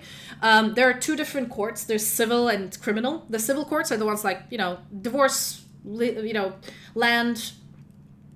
All of this stuff, regular civil courts, they're dealt usually with a small council of 3. One of them has to be a bishop of the church to represent the clergy. One of them has to be a member of the Garda, of a staff captain or higher. And a third one has to be a peer responsible for the area. So you know how in the Empire, because of the size, every town and every duchy and everything that used to be independent before the Empire still kept the same family and a person in charge, and they're like the Duke or the Duchess of this area. They all bow to the Empress and the Knight Commander, but they're still the local authority in a way, like a mayor. They're still there, like a pseudo king or noble. But basically, these nobles, they're also on the civil court council. The civil court doesn't have a jury. It is basically 3 people in a room and 2 people who want to sort out their divorces, childbirths, disputes of property, inheritance shit, like all of any kind of civil stuff. This is done very quietly, and this is very common. These courts are everywhere. They don't need a lawyer. They can get one if they don't know how to defend their case, but it's different. Criminal courts are actually quite rare because the Holy Army, like the Holy Order, does such a good job at preventing crime, usually, that there's not even that many criminal barristers and defense attorneys. And Alanan is he's one of the few who is actually a criminal attorney, which is why he was notified of this case. And basically, this is a much bigger deal where they usually have a jury of 9 randomly chosen individuals who are not in the military, the clergy, or the peer of a realm. So they cannot be a duchess or a duke or any titled person. They cannot be a member of the clergy or a member of the Garda. They are independent people. So they're getting uneducated peasants as the jury? There's 9 juries. Wait, they're not the only ones. And they're randomly chosen from the people who live in the area, and they show up and whatever evidence they see during the court proceedings, they make their decision according to that. That is not a final decision. That is just the voice of the people, because while this is a holy empire and a theocracy, the people here matter. There is still 3 members of the council, similar to a civil court. There's a member of the clergy, member of the Garda, and a member of the jury. And usually an archbishop of an area presides over the court as the head judge and is the one that announces the verdict. Basically, what you need to know from this, there's a lot of people involved, but because this is a high-profile case in Laudembra, it doesn't have a peer of the realm. The archbishop is the responsible mayor in a way. So from what Alanan tells you is that there's going to be 9 random jury from people living in this town who have, he would need to know people he needs to call as witnesses to the case, and the people that the prosecution will call as witnesses, so they're not in the jury. And also that the jury has no conflict of interest with any people here. So he's going to ask you in a bit about the people you want to call as witnesses for the defense, who you know from the city could help your case. Innkeeper, blacksmith. Okay, so blacksmith and heiress, yeah? The innkeeper, cool. I mentioned Bellowa as well. Well, Bellowa is on trial. Yeah, I mean, I would mention them as witness. They might be still on trial, but they can also be a witness. Oh no, yes, but that's the thing. Everybody will be cross-examined. So, as a person who is being charged, you have the right to answer questions and ask yours. So yeah, he basically says that because this is a high-profile case, nothing like this has ever happened in Laudembra. The public has already been obsessed with this case. So there is going to be an open courtroom where people can hear what's going on. But the 9 jury are going to be having a voice, so they have a vote. The 3 members of the council have a vote as well, and the final person who, if it's a tie, breaks the tie or adds the last vote to the final decision is the Archbishop Galatea, who is the head of Laudembra, in a way. Are you telling me that a god emperor style civilization can't fudge a trial? No, of course they can fudge a trial, but, like, the lady oversees it all. A clergy person would never. That's the point. So, Archbishop Galati, basically from what you know, Archbishop Galati is going to be the head judge. There's going to be, on the 3-people council, there's going to be Bishop Sarah, who is the second highest person in Lodenborough, from the church, apart from the archbishop. There's going to be the head of the Garda for Lodenborough, who you've never met, but you know, and the principal of the Magic Academy, because this land, well, Lodenborough doesn't have a peer of the realm, so they invite a high-ranking specialist if there is some sort, if their services might be required during the case. And the jury. But basically it says, like, these 3, there's no idea how they're going to vote, depending on the conversation here. I mean, from what I hear, the Garda one is unpredictable. He's probably going to vote on whatever he feels like at the moment. The bishop, I don't know, could be reasonable, but the people we need to convince are the jury. So we need to provide them with enough evidence on the spot for them to be convinced. And once we convince the jury... pretty damn convincing. Well, yes, but the other side probably has quite a few situations where they could spin it to their advantage. Again, mind you, these 9 jury, they have never been, probably have not seen enough magic. They've, they're just ordinary citizens. We need to have a case that is very easily understandable and clear-cut. So don't worry, I will work on that. Okay, so the witnesses you want to call is the blacksmith, which I will go find, and Eris, right? Yes, then I want to call Bellowa for the incident with his son Trell being kidnapped by hags and locked in mirrors where the demon that we killed was devil. Yes, I'm going to talk to him about that a little bit more because, Yeah, but I don't know about that one. First point of view is more important. I will listen through him. You don't need to tell me, like, you've told me enough. I'm quite happy with that. No, so don't forget the residents with the overweight Hans and Gretel. Right. Those. To be fair, the prosecution, I'm not sure. They haven't really showed me... The only thing the prosecution, which is Jaxar, really, or he's the representative for the prosecution, has showed me... I'm talking about the home, not the people themselves. Yes. I doubt they'd be available for a trial, if anything. No, if you recall, you've killed them. No, I did not kill the overweight man or woman. I killed a bunch of insects running after me. No, you guys did murder the two clergy people there. If you Did we? recall. You did. They're dead. Oh. They're full dead. I remember you guys... It was the guy at the dinner table. No, you've killed the creature, it wasn't a person anymore, at the dinner table. And as well, if you guys remember, you broke out of the room with the mirrors and just went ham. You and Sildana just murdered 2 people in cold blood and then carried on getting out of the house. I have footage of that. Oh, well, yeah. That has happened. And he literally looks at you and goes, right, I don't think the 2 people you have murdered would be good witnesses, so let's just Well, I not include suppose you don't have to speak with dead, do you? Well, to be fair, all I'm going to say is the prosecution, the only thing they gave me is the list of their witnesses. And we can cross-examine them, but it's just to make sure that the jury doesn't contain any of these people. I don't know any other things the prosecution might throw at us. I don't know what anything they might know about you that, we don't know that they know. So I'm going to have to be prepared for as much as I can. Is that all the people you'd like to call? Anybody else? No, that's about it. Right. We've been here a while, and he sort of cracks his back. It's been about 2 hours, considering the amount of things you've told him. And obviously, all of this is told from your perspective. A lot of, internal stuff with Bax and Sildana, you don't know, so clearly you haven't told him.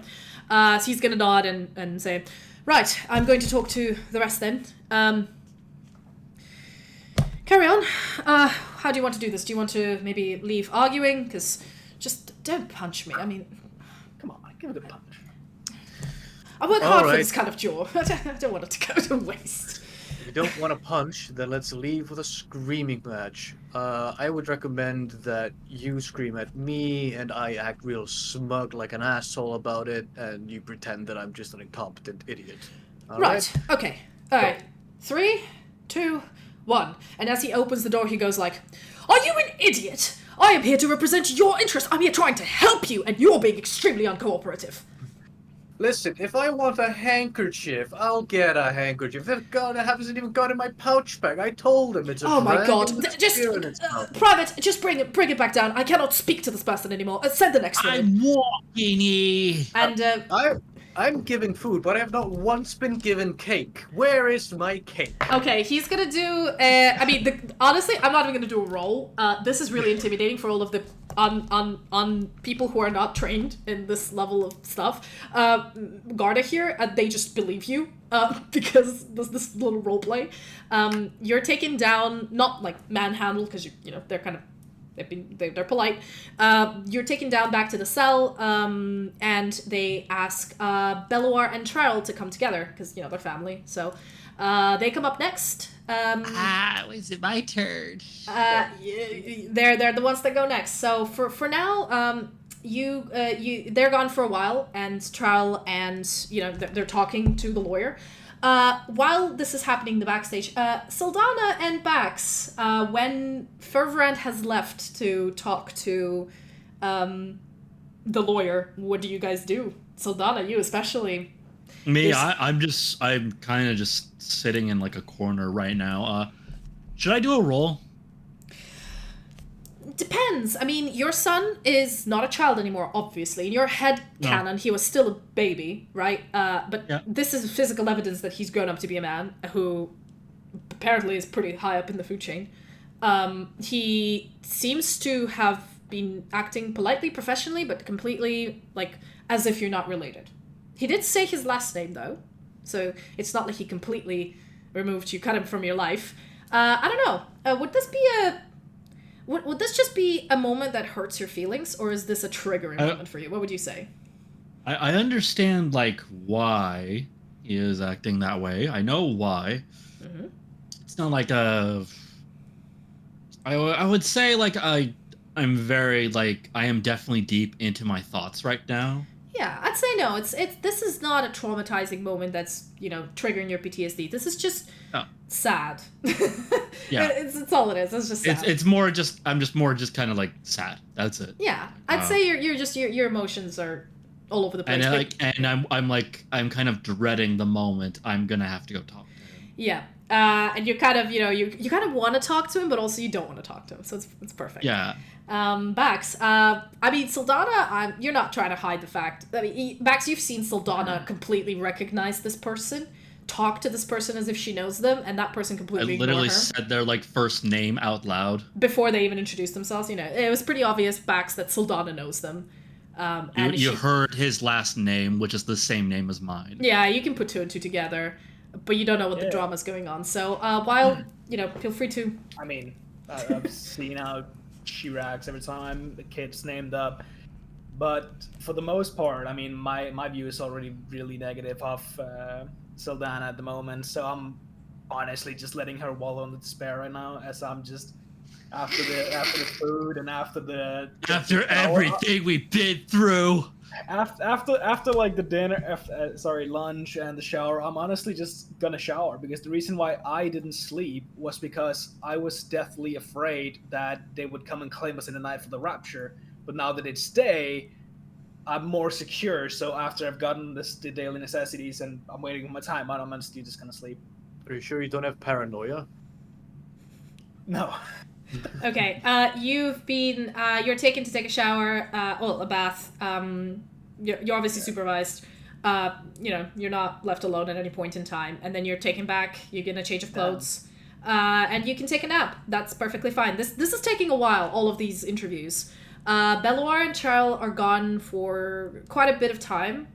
I would imagine he's probably gonna like leave me for like last or something. Probably, yeah. Just because like he doesn't want to do it either. Yeah. Belloir, Trial at some point a few hours later come back. You're asleep, Bax, I assume, because you need your 8 hours.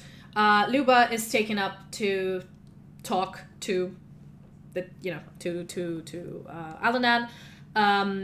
Trial is looking back. I mean, you're asleep, it's fine. Sildana and Ferverand, you can tell Charles looking a bit more shaken, but determined as well. Like, he has a similar look when he killed the succubus demon lady at his house.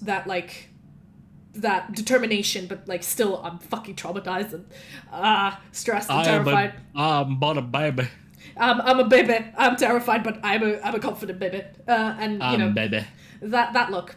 And he basically sits down, and his father's looking a little bit less chipper. He's looking a little bit less relaxed and chill. You know, everything's fine, hunky dory, everyone. He's looking a bit more serious, but you know, you notice that their body language is kind of, during the interview, Trial might have elucidated some more details that made Belloir a bit more sympathetic towards him, or something like that. They just look closer, you know, and Belloir is sort of less frivolous at this point. Luba comes back at some point. Her interview is the shortest from all of the ones that were before. She comes back. She's got black circles in her eyes. She hasn't slept the night. And she sits down and still stares into the void of self-reflection.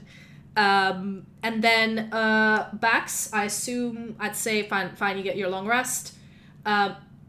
Your exhaustion is gone. And as you wake up, you know, Luba comes back, and they're just like, okay, it's your turn to come up and talk to Alanan. And before this, I'm going to take a 5-minute break, because we forgot to take a break. So, if there's going to be like maybe less than 5 minutes, but it's enough to like refill your drink. For those of you watching, to get some water. Everybody go take a piss. Take some snacks. I know there's a lot of talking this episode, but there must be. Aftermath. And we will be back shortly. See you in a bit. What?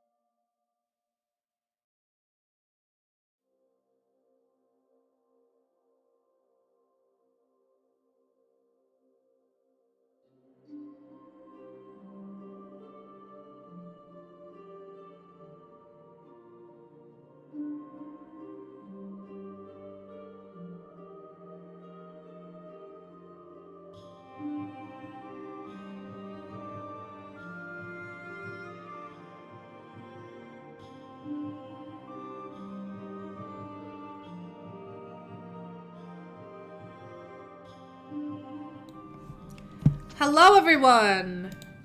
We're back. I know it was a very, very short break.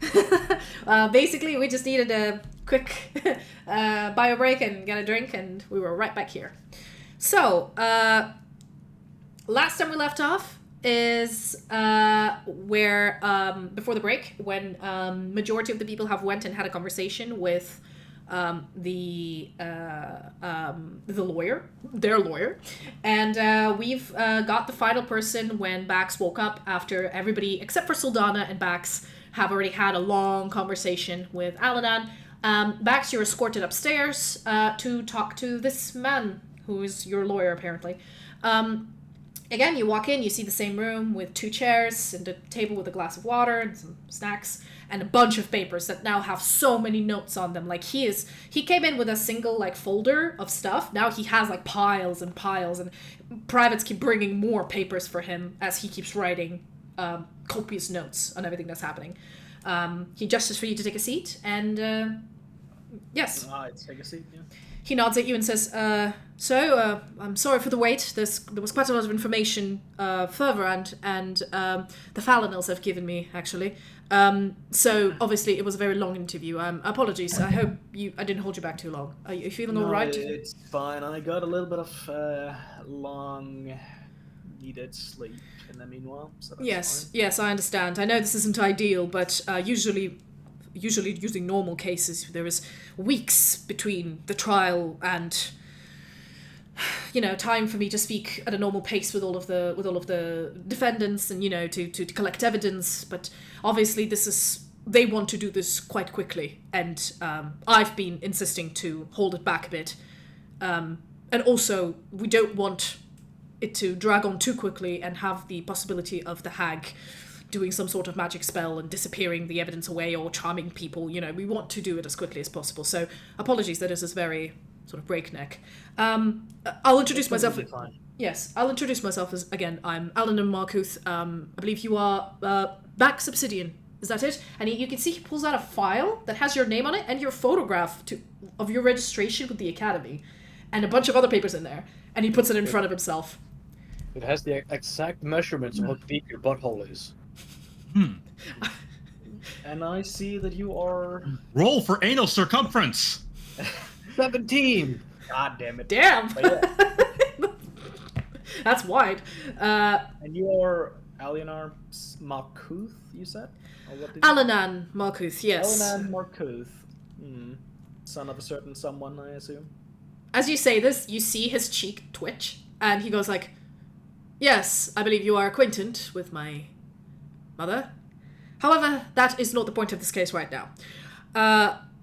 You are a student at the Academy, I believe. You are a resident of Laudenborough, so you know quite a few of these people. Apart from getting involved with... I know Ferverand Steel, but apart from getting involved with all of this, have you known Matilda long? Did you speak with her before? Did you ever encounter her at any point?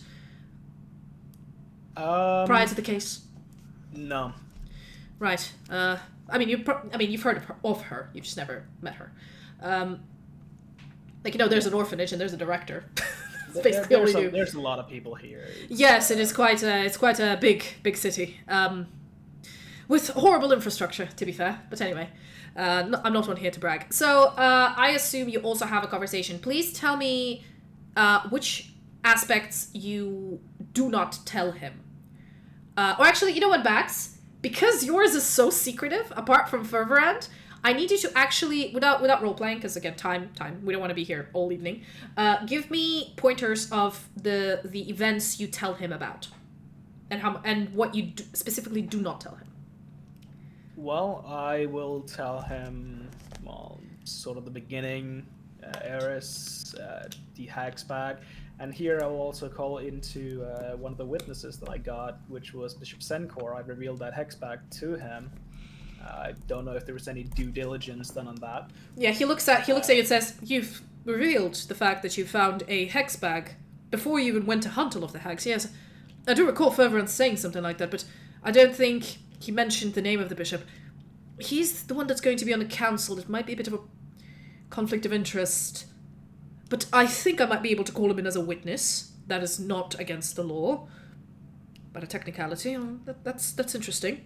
Okay, thank you for that. Well, carry on. You're welcome. Beyond that, we saw the thing with Eris, found the hex bag, found evidence in the library about the witches, the hags, and the Garda seemed, well, like they didn't care, like they didn't want anything, and I wanted to protect the city that I've lived for so long. And so I, as a student of the wizarding arts, decided to help in the way I could, and we found evidence, found the first hag, and we found evidence of the second one, went there, and then I believe we got a book there, which is also going to be used in evidence. I'm not sure who exactly has it. I think maybe... Yes, Ferverand has produced the book, and I have it right now. I cannot read it, but I will bring it up in court, because again, I'm your legal representative, so I'm the one showing the evidence. But yes, quick question. Ferverand told me the way you got to the second hag was because a doppelganger that was masquerading as Trarel lured you in. Is that correct? Yes. Do you know where this doppelganger is? Because they would be a very core witness to all of this. Far away. Bit of a shame. That was, the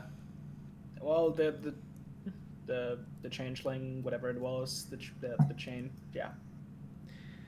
Yes. He had his soul stolen by the hag.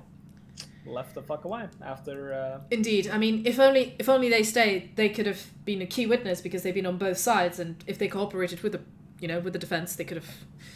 Well, anyway, that's a ship that sailed. We don't have time. I mean, if we had more time, I would have probably sent someone to look for him, but we don't have that time right now. So, unfortunately, that's a misstint. Damn it. All right. Carry on. Second hag, took care of her. Yeah, and then at the second hag, we found a little bit of evidence that the last one was Matilda. And actually, not at the second one. It's the doppelganger, because you actually went to rescue Trarel, if you recall.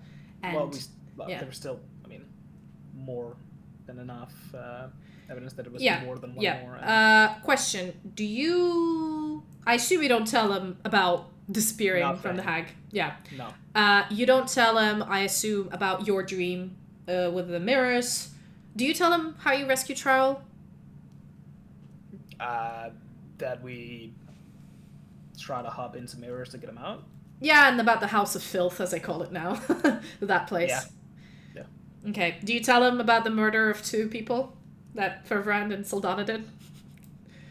Oh yeah, I did kill them. Yep. Well, I technically didn't directly see them kill them because I was behind the corridor. True. But, yeah, you've seen the bodies. But I saw the bodies. Yeah, I can. You know who did what at least. At least when you saw arrows in one body and the other one kind of looking like it was all battered up with fists. I mean, I would without hesitation mention that I killed them. Yeah, no, but I'm just wondering what the Bax tells him. I'll be like, damn right, I killed them. Hell yeah. Yeah. You should have seen their face when they died. It was fucking they had hilarious. the keys, they had the know-hows, and they knew that there was someone in that room. Okay. Otherwise, they wouldn't have been so protective of it. Yes, so I mean, it's quite obvious they were wouldn't have- set there to guard him for whatever necessary part of this, whatever that was. However, I mean, I still need a little bit of time to go and check that place out because I this is the first time I'm hearing of this. This has been kept quite quiet, and if I can find any other damning evidence there, that would be good. But you can't leave, but I need to go. I think I will have time before the trial. Bring some protection. I'm not sure we cleared it out completely. He looks at you and he goes like, "Don't worry, I can handle myself. It's fine." However, yes, I do not wish to take any of the Garda because, again, the Garda are the prosecution. We don't know how many of them. Say more competent than your mother. But I didn't. I so wanted to. Okay. Okay. So you then tell him how you went to Trial's house. The demon showed up. I could shoot you. Killed the demon. Go ahead. And I could kill you in one hit. Yeah. You killed the demon and then you went to the orphanage and Luba. Do you also say like Luba has identified that there were devils in there, went in, and then I will notify that I did also see a few of the children up on the second store actually shimmer. Okay, so the shimmering child. Okay. Cool. The shimmering child. The disappearing child. Yeah. The disappearing because you were there. You were able to see it. Okay. Cool. Then I will. You tell him all the information. You give him your witness, and you are sent back. Sylfania, as you sit there for it's been almost like 10 hours. It's been so long. Everybody has been talking for a long time. There's a lot of details. And you notice that both of you, Ferverand and Bax, notice that Aladan would listens to your full testimony and then asks very poignant questions, like points like immediately. He listens very attentively and he's taking copious notes. From your limited experience, this dude seems extremely competent in what he does. Okay, Sylfania, you are escorted up to a room. You are kind of tired. You open the door. There's tons of papers which have been neatly like placed into piles to give space for conversation to be had. Alanan looks up at you with the same cold expression, motions to the chair in front of him, and goes, "Please take a seat." She looks at the just like kind of like continue like kind of looking at the ground a little bit as she walks forward, and just walks over to the chair, takes a seat. Okay. She's having a little bit of trouble trying to make eye contact.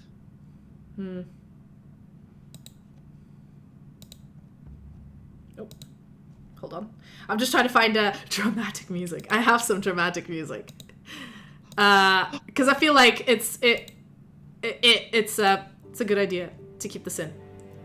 Okay. I mean, you guys can't hear it because of the stream, but the people on the stream can hear it. It's a little bit. This is a juicy moment. As you sit down in front of him, look up, you see he looks already tired. There's like an ink stain at the top of his forehead where he like rubbed it from all of this information. He finishes writing the last few notes and then looks up at you and says, "Right, Sylfania Markuth, ex-member of the Holy Order Scouts, retired, 20 years. What brings you to the city and how come you are involved in this particular case?"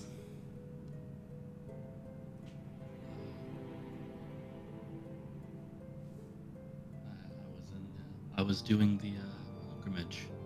Oh, sorry, your mic is acting up, by the way. Oh, I said I was doing the. Oh, sorry, I was trying to like sound sullen. Yeah. I was on the pilgrimage. Yeah, I think it's sorry because your mic is not picking up when you're being quiet. It's okay. We all know you're somber. Just keep talking. Oh yeah, I'm sorry. I'll just tell you right now. Fuck it. Yeah, I was on the pilgrimage. Right, pilgrimage. Yeah. Yes. Fair enough. That is a good enough reason. However, the pilgrimage usually requires you to stay for 3 days inside a city. How come you're here for a week now? I was attacked by a hag. Yes, I remember, but that's not the reason why you stayed. I mean, initially you stayed at the inn and you were sort of involved with helping out Eris from the other testimonies that I hear. And then through this, got roped into dealing with the first hag, the sea hag in the river.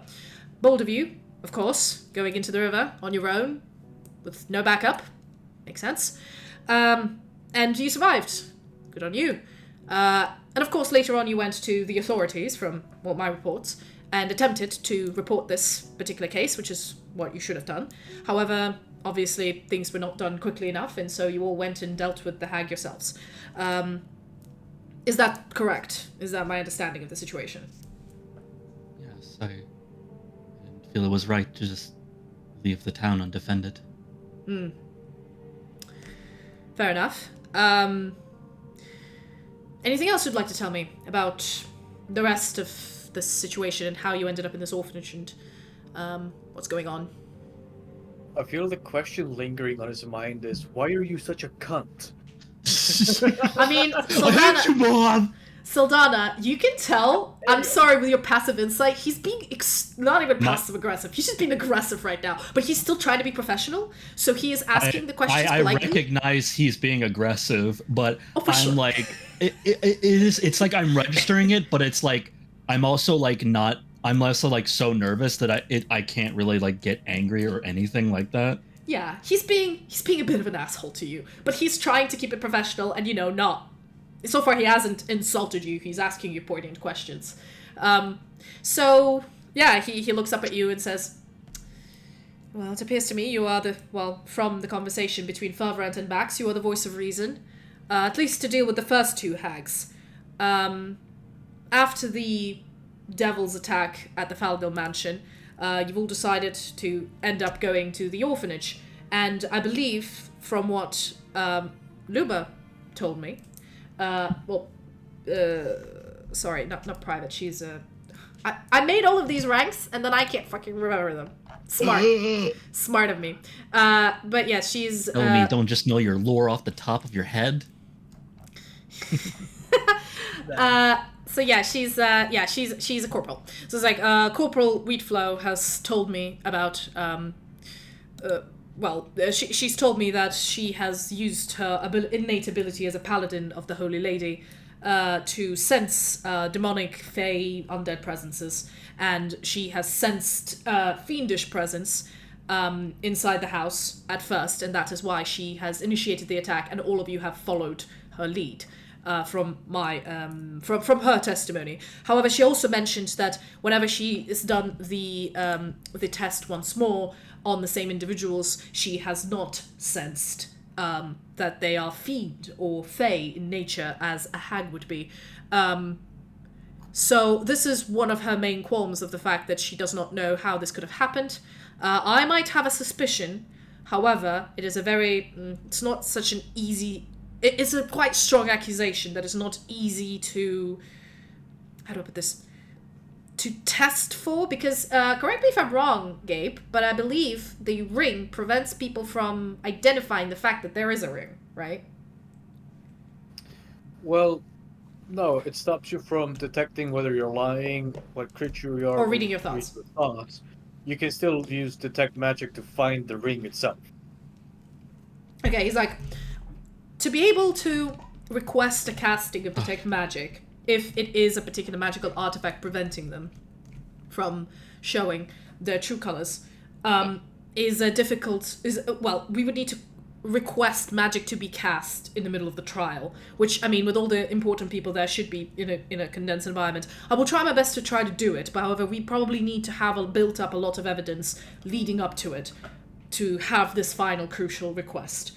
Sildana, by the way, as you're sitting here and listening to everything you've told him about the first two hags checks out. Yeah, you're telling him, he's sort of, you're the last person he's having an interview with, he's telling you what he knows, and you can stop him and add your 2 cents in from what you know. You elucidated more about that first hag, how you ended up in the river, you traced the bathing area, all of that. The bits where you were alone apart from the other group and the things you know yourself. Do you actually, one question to me, the other two did not tell him what they saw in the mirrors. You ended up going to both Trarl's soul fragments. Do you tell Alanan the details of the mirror journey? I would tell him the details about the... I would mention, about trying to look for Trial, and about the shapeshifter, and about the like there were guards there, and Do you tell you killed him?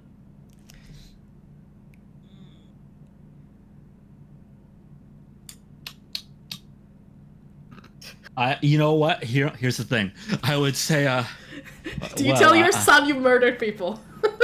Oh, no, I don't. This is this is tough. This is tough. What would Sildana do? Was it just admit to it? Would she try to be coy about it? Make me Fully admit to it. No, I'm kidding. I know fucking Gabe Ferverand is probably gonna just come out to it and just say, fuck yeah, I killed those people. Okay, he nods. Yeah. He nods. So I would just be like, we had to get him out somehow, and they weren't gonna let us out easy. And as you say this, you see he's sitting there, and that like he snaps, and you look down, and he snapped a quill, and he like looks down at it as confused, and it's like, long day. Puts it down, gets a fresh one, starts writing. His facial expression did not change during this whole like conversation. He's like, right, so my question actually was, do you tell Alanan about the inside of the mirrors? Like when you went into the mirror, what you saw? Do you tell him that? Yeah, I would tell him. Okay, so you're the only one out of everybody who tells him that. Well, from you guys, of what you saw in the mirrors, because you've seen Trowel. You've never actually been to yours. You've seen Trowel's visions. I actually wasn't the only one that had a detail like what it was inside. Exactly, and you're pretty certain like it was Charles' soul you were trying to combine together inside him again, and it was being broken up by these mirrors and this devil lady that was in there. And also as you're talking about this, you get a revelation. You remember that scene where Trowel was whipping backs and there was this red-haired devil lady standing next to him. It was Malkin. Now that you recall this and you remember, you're like, oh, it was her inside the mirrors all along. Fuck's sake. Like the woman who came to... Throughout this whole interview, how am I doing right now? I would say he is being passive-aggressive, but he hasn't, like... No, I mean, do I need to make a roll, is what I'm asking. What I mean is, he hasn't looked you in the eyes. He hasn't, through this whole conversation, he's sort of been looking around your nose or your forehead. He's never looked you in the eyes. That is what's unsettling, number one. Unsettling, number two, he's giving, like, snarky responses that professionally would be difficult to do. He's obviously pissed off at you. And three, he is doing his job, though, and he hasn't really blamed you or talked at you. He's just been regurgitating the facts. But I would say, give me one with advantage, because it's not like... It's a build-up. A wisdom saving throw. Oh, yeah. It is a build-up of things. Actually, guys, I forgot to do this. While you were in the cell waiting the night before... Oh, sorry, what did you get? I've got a 23. 23. Okay, no, you're fine. You said advantage, so yeah, I got a high wisdom. You're just sad. I'm just sad. You're just sad. Actually, retroactively, I need you, all three of you. I'm gonna put on my tears. Aw, lovely. I'm sad. All three of you, I need you to give me wisdom saving throws. You Soldado with advantage for the night when you lasted. Just give me wisdom saving throws, all three of you. Bax, Ferverand, and Sildana, please. I completely forgot to do that, but I need you to do it now. Oh, you want me to do it now? Okay. Yes, a different one. And you, Bax, and you, Ferverand, give me your not wisdom with advantage throws. this time. No, with advantage as well. Oh, with advantage. Okay. Mm-hmm. I got a 5. You got a 5. Okay, good to know. No, 23 again. 23. Very nice. What about you, Bax? Hold up.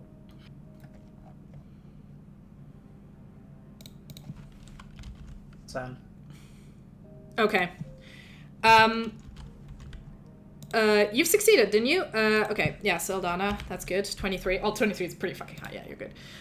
Okay, I need you, Ferverand, to, as you're sitting there and waiting for Sildana to finish her conversation, we'll come back to the rest of it. But as you're finishing your conversation, Ferverand, I need you to give me a D100 roll, please.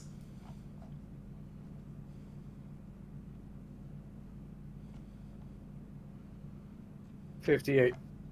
58. Okay. Bax, give me a D100 roll, please. Also, give me a D10. For round. 57. 57. Okay. Give me a D10. Effect, man. Give me both of you give me a D10 roll. Just a D10. Tell me what you get. 1. 1, okay? 8. 8, okay. I'll get back to you guys. Saldana, Yes. you're basically sitting there and talking to him, and you're just feeling sad. You're still withstanding this because, you know, none of this. I think seeing your son as an adult really helped with the PTSD. You now, you know, when you always saw the face of your son every time you see like an injured child or anything, always throws you back into that, you know, more into that. Coming right now, who does he look more like right now? Does he look more like me, or does he look more like his father? He's like a complete amalgamation of you two. His eyes, the bright green, is identical to his father's. His father had a tremor in his right hand, which was like a genetic thing. He also, as he's writing, you notice he has like his hand tremors once in a while, especially when he's stressed. That is identical to his father. The fact that how responsible he is and how competent, definitely not his father. From what you know. His like cheekbones and his like olive skin color is almost identical to yours, and he's got the same hair. Like your hair curls a little bit at the top, but it is still soft. Like the hair is almost identical to yours as well. He looks very similar to his young self, just more manly. And I think the fact that you've seen him as an adult is preventing your PTSD from hitting you again, because again, that image of your son superposed on every injured child you see isn't there anymore. It's now your face of your older son that is in your mind's eye most of the time. And that change in imagery helps you dissociate yourself from, you know, the traumatic events. So actually, like, you're feeling, you know what, that D4, it's gonna change to a D6 now. You're feeling a little bit more grounded in reality. So yeah. This actually improves your PTSD seeing your adult son. Yeah, so as you're having this conversation with him, you mention, so far when you were talking about the other 2 hags, nothing was happening. The moment you're talking about the orphanage and going in, and the fact that Luba thought she sensed the fiend, and then as you guys walked in, Luba told you she didn't sense them anymore. There is still this 100% confidence in your mind that Malkin is not the hag. You know that there is a hag. For sure, there's a third one. But you are really doubting that it is Malkin. You are almost 100% sure it's not her. I was like 90% sure last time, actually. Yeah, but now you're feeling a lot more confident in this because now Luba shares your doubts. And you and Luba, you're like of one mind that there is a hag. But the others aren't sharing my doubts, though. The others aren't. It's just you. Okay. Or so you think. But you and Luba, you're for sure. You're like, no, definitely. And as he's talking to you about, like, there are magical ways of hiding them being fiends or something, or fae, you're like, what? That's bullshit. Like, you don't know what Ferverand and Bax said, but those people, like, you've seen Ferverand, what he did to a child. You've seen magic that Bax has been doing that's kind of weird and creepy. You've also seen Ferverand do weird shadow dude creepy shit. You are a devout follower of the lady, even though you're not her, like, religious person, but, like, you believe in the Lady of Light, and you've seen some dark, evil magic before in the middle of Night Favicia. Right now, Saldana, I'm telling you what you're feeling, which is a little bit odd, but what I'm telling you is that your brain is now connecting these thoughts this way, in a way that Bax and Ferverand might actually, like, even though they took care of 2 obvious hags, they might be protecting the third one by blaming a blameless person. Because again, most of the evidence you got was from Bax talking to the doppelganger, was from Ferverand reading the book. You kind of weren't involved in any of these decisions. You sort of just tagged along.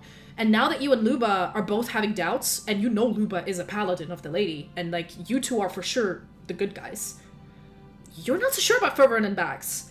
You're not thinking they're bad, you're just thinking they're either misled, or maybe they're so convinced that this woman and, like, the children are part of this, while you know they're not. And so far, you see that they've convinced Stalinan somehow, and you don't think that's right. That's not what you think is happening here.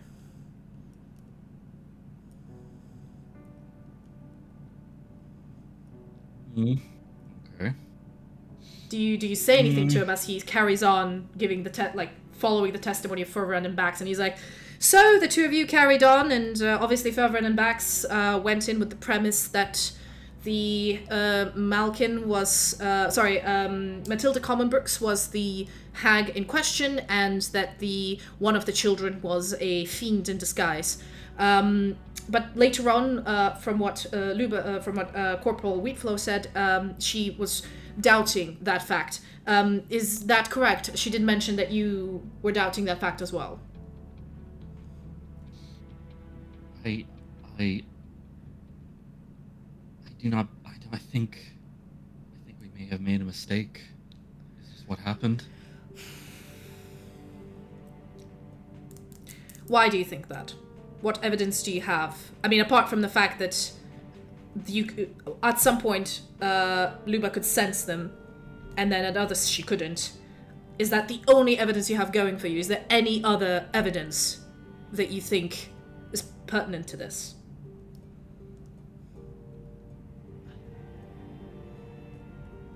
And at this point, he's looking you in the eyes now. And you are put on the spot because your son was always bossy.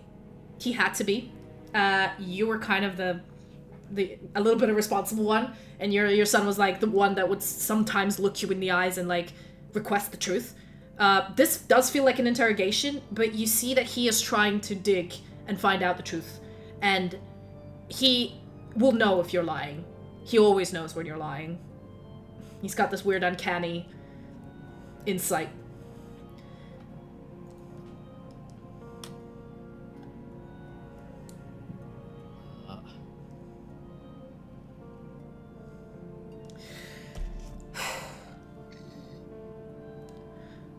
Your eyes. Blah, blah, blah. Hold on. I got what I know what I'm gonna say. She would like look at him and like her eyes are like getting a little bit like kind of like teary a little bit, and she would she just starts like kind of like thinking back like very like she would start like thinking back to the past a little bit, and she would just suddenly blurt out a little bit like, just like your father's. And as you say this, he slams a hand on the table, and it's like a loud bang startles you, and he's like, God damn it! I can't fucking do this. I've been trying to be professional with you, but do you have any idea what kind of shit you're in right now?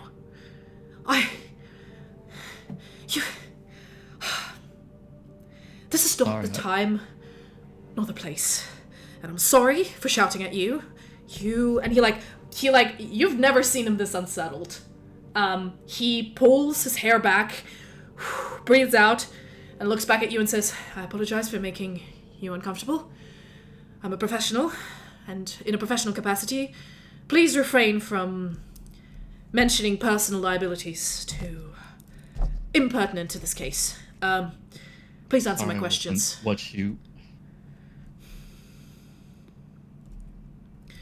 I need to know whether you have any evidence that might undermine the defense. Because you will be asked under oath, and you will say it. And it is best if I know about it, so I know what to do. That is why I need the truth from you. Now, I understand people's truths may be different. Ferverand's truth is his. Bax's truth is his. Your truth is yours. I want to hear your opinion. This is why I do these one-on-one.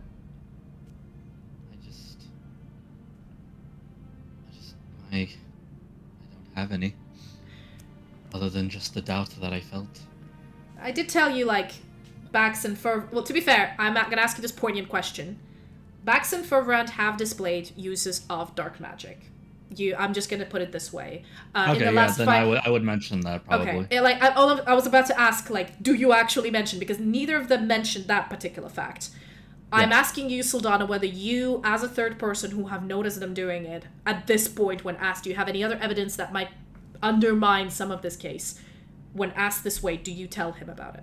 Well, it's clear Bax is in a cult, and Ferverand is definitely doing some dark magic with his like shadow buddy. Okay, so you do yeah. tell him, I won't and mention as all as you that, mention this, he frowns a little bit and goes, "Elaborate, please. This new information. I have not been made aware of it. Not even by Luba, which is very odd." I would just be re-explaining all the magic that I've seen from the Belloirs, from Bax, and just from. Oh, you put Belloirs under the. Oh, okay, nice. You also tell about the Belloirs. Okay, great. Yeah. Well, Falinels, but Belloir. Actually, all while like keeping like tears in my eyes. So far, Belloir has not cast any weird dark magic. You've seen Trarel do it. Belloir has only been casting arcane stuff that you've seen. I've seen Ferverand's dark ghost and shit. No, you've seen Ferverand, you've seen Bax, you've seen Trarel. Belloir is Trarel's dad. He's only cast arcane stuff like Unseen Servant or whatever. You've seen wizards do it, so it's not. Belloir himself hasn't shown any dark magic. So I'd say you throw under the bus Trarel, Bax, and Ferverand. Cool. Good to know. As you keep talking about the instances you've seen them, use this magic, every time, like, his eyebrows keep going up and up with every single statement, and he's just like, right. I have a feeling I need to talk to them again after this. So, and he starts, like, rubbing his forehead saying, let me get this right. So, right now, the situation is a little bit shit, because... Well, not a little bit, it's a big shit show.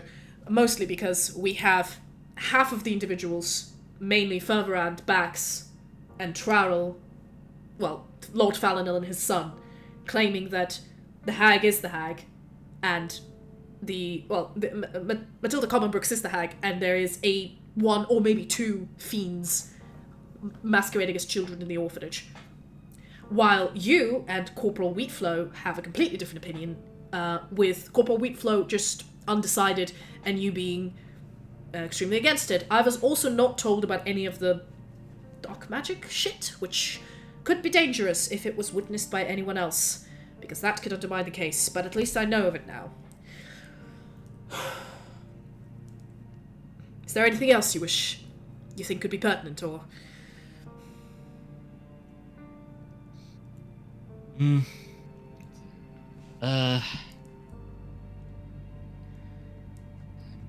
Sorry, I that's everything I know of. Alright. There's a lot of conflicting evidence going on. Actually, let me make a roll for him. As you were telling him about... Does he have it? Let me check if he has it. Does he have what? I'm just checking something. Oh my god.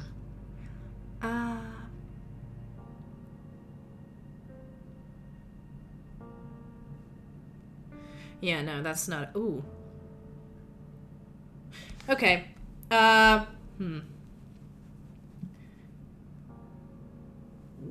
that's pretty good. To be fair, he rolled... Oh my god, is that a nat 1? Oh, shit. Did he roll a nat 1 he rolled on a nat what? 1. As he looks at you, as you were telling him all of this, he nods and he sort of squints a bit and says, no, you really believe what you're saying. That's very true. Alright, I think I have all the information I can get sensibly from you guys. You need to rest. I'm going to try to build a case. I'll go investigate a few locations. I'm going to delay the trial by the end of tomorrow, so I have some more time. Prepare yourselves. They're going to ask you very poignant questions, and considering the amount of paladins and clerics that are going to be in the vicinity, I would, highly advise to none of you to lie. They will know, and that will be a bad option for you. Thank you for your time. Apologies again for moments of not being professional. I'm here to defend you, and I will do so to the best of my ability. And if you could relay that to the rest of your companions, I would be very grateful.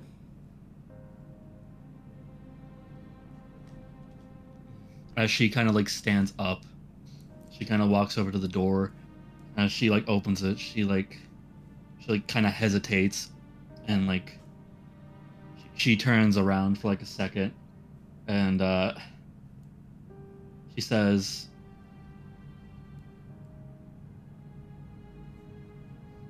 like clean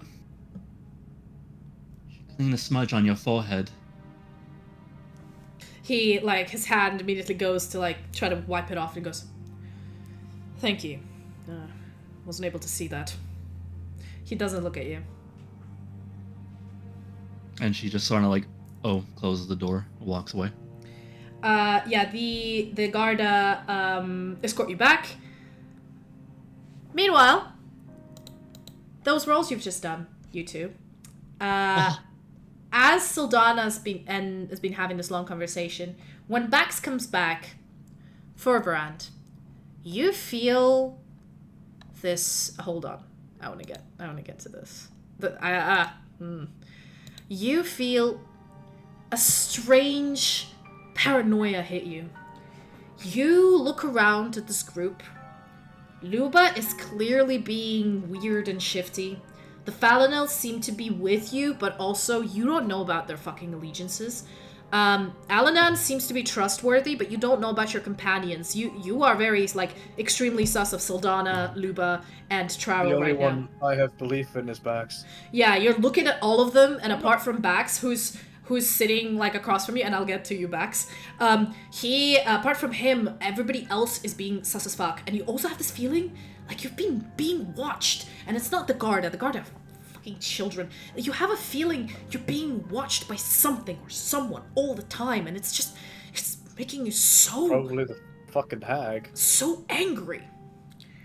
Bax, you sit there and you have the same opinion of everybody else, but also, you know, you and Trarl and Falinel, you know what their deal is. You know they're the worshippers of the Lord of Shadows, the Whispered One. You know where their magic comes from. Ferverand is weird. You have not seen him sleep. He basically is, like, immune to sleep, which you know very few creatures are. He is being just, you know, now that you're here alone with him and with your thoughts, you're sort of putting things together with this case, you realize that he has been taking a lot of the evidence onto himself. He's being extremely suspicious. Like, you know, he knows about the hag and everything, but, like, all the other circumstances are extremely sus to you. And at this point, Ferverand, you're also looking at Bax, and this idea that you're being watched and this, you know, all of this is, like, putting you on edge. And you also realize that you're pretty sure he's in a cult. You're pretty sure the Falinels are in a cult. And you notice Bax staring at you with this, like, sus expression. And you're also staring back at him. And there's this strange... Listen, I've lived, I've operated in an area under constant watch long enough to be able to not act on my deep intentions. That is true. However, this is new for you. This rage that is just bubbling inside, you cannot suppress it. It flows into your body language, into your eyes, into your face. Bax, you see Ferverand, like, change his, like, stance a little bit to a bit more of, like, when you've seen him fight multiple times, more of a military stance. And your body responds with the same level of aggression. And the two of you, beyond your control, basically roll me. You're kind of circling each other while the rest of the people are just sitting there and ignoring you, and you're getting closer and closer to each other. I need both of you because to roll. They're the only ones that failed, I'm guessing. Doesn't this cell have, like, anti-magic shit going on? It does. Ferverand, I need you to roll me an attack roll to hit Bax, please. All right. See if you can break through his DC. That's not gonna be hard. About to say, he doesn't have exactly a high AC. Does a 13 hit you, Bax? It does meet it. Okay. Bax, give me an attack roll to hit Ferverand.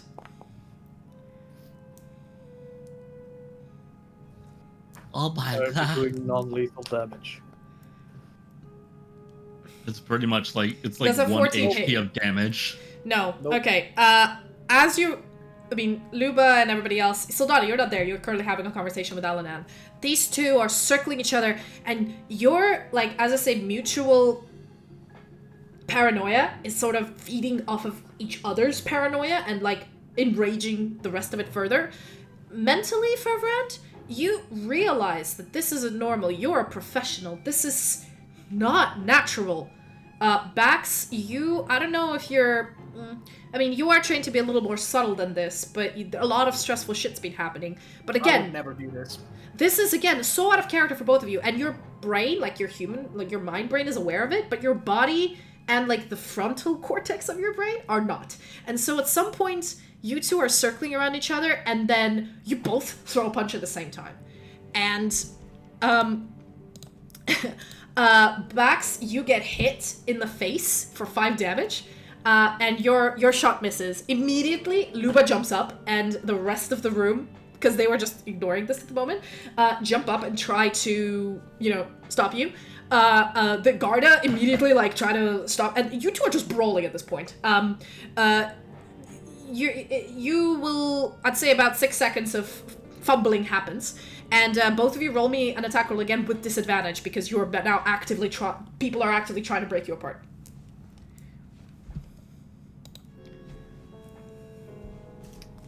Okay.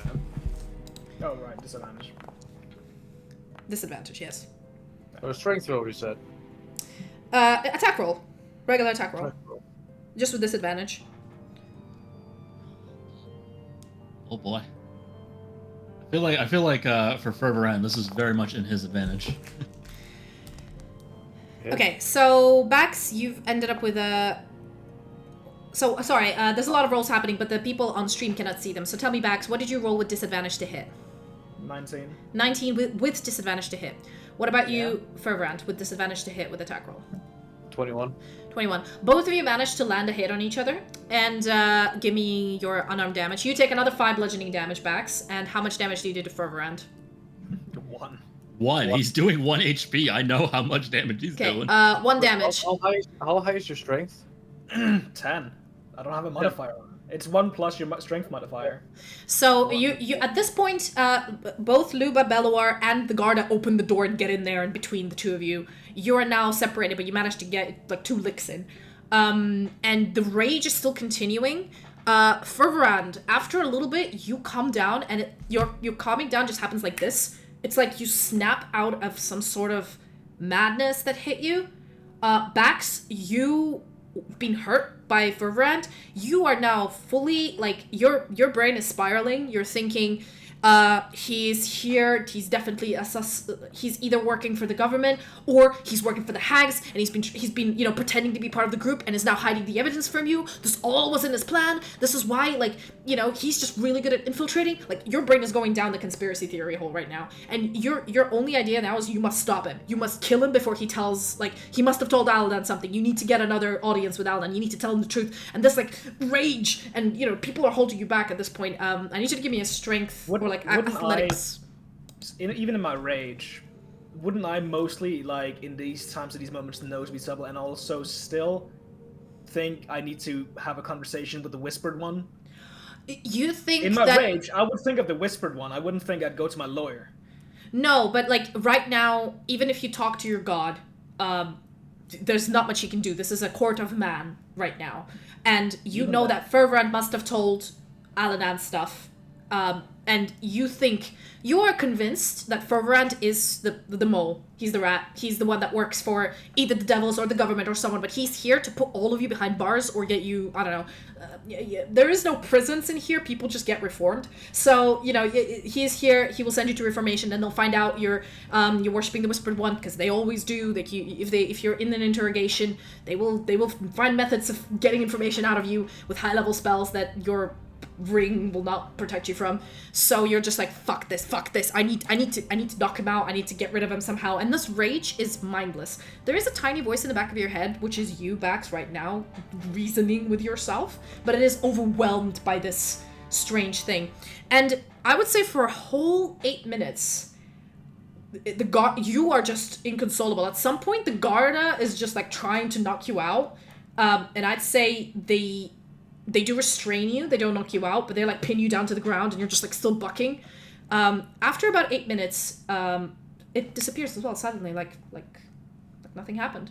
And at this point, Sildana comes back into the cell, and you see the cell door wide open. a lot of people sitting on backs, holding him down to the ground. Ferverand being restrained, but then let go as he's sitting down with his head in his hands, trying to basically... It's like you were possessed by some sort of a madness for a second there. Sylfania, you just walk into this shit show. And obviously Bax looks like he's being pummeled in the face. I just had like a highly emotional moment, and now I'm just watching as people are beating the shit out of each other. Yep. I'm kind of just flabbergasted, honestly. I don't know what to do in this situation. I'm kind of just hanging back right now. Yeah, at this point, everybody calms down. That's what I'm gonna say. Everybody calms down. Bax, you immediately, your rational brain reasserts itself. And you're now, like, being like, what the fuck? This is not right. Like, you've had an instance of this before where you got this strange, all-encompassing fear when you were in the... Like, when you came in after killing the first hag, and you just legged it. This strange control of your emotions, you don't know where it's coming from, but it's definitely not you. And you've noticed... At first you thought it was just you who, is susceptible to this, but now you notice, like, your brain puts two and two together and you realize Ferverand has the same look in your face as you do of, I was not in control in that second. So both of you, I would say, without an insight check or intelligence, because this already happened to you before, this has happened, like, you've been somehow affected, you and Ferverand both in this moment. And something has been affecting you as well in that previous instance. Yeah. You don't know what it is. No idea. It came out of fucking nowhere. And it's gone. Right out of fucking nowhere. The two of you are, meet eyes, and Sylfania, you're sent back in. And the guards are sort of watching you more closely now, because you two just had a fight, and they're just like, what the fuck is going on? So they're watching you more closely. There's now 2 or 3 at any point in time instead of 1. None of them are reading. They're all paying attention to you all. You've not been cuffed yet because you've all calmed down. And you sit and await your fate. You await the next day. Actually, I will walk over to Ferverand. Okay. And I put my hand out and I say, I seem to have lost control here. I'm sorry. GG's, bro. GG's. And I take my good hand fight. out.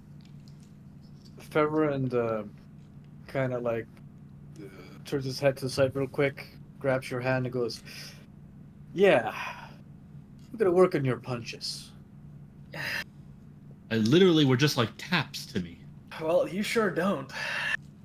No, I don't. At least you didn't pull out the signals on me. Yes, at least.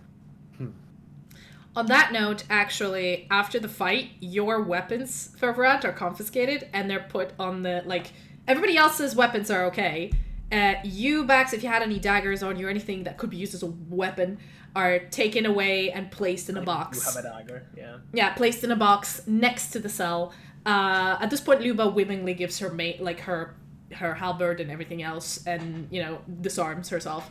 Belloir is just like, I only have a stick, and I need it for walking. While Trarel, like, he has a dagger or two, and he gives it away as well. But yeah, now that you had a fight, your weapons are now confiscated, and they realize they probably should have done this before, and put 2 in a box next to your, like, they're not taken away elsewhere, they're there, just not on you. And yeah, unless you guys want to do anything else, Wait for the trial. Yeah, Alanan's gonna do his magic thing. I think it's just awkwardly now waiting for the trial now. Oh yes, I keep forgetting to ask Sylfania. He would ask you the same question of if you would like to call any people as witnesses for the case. That might help. Witnesses? Who,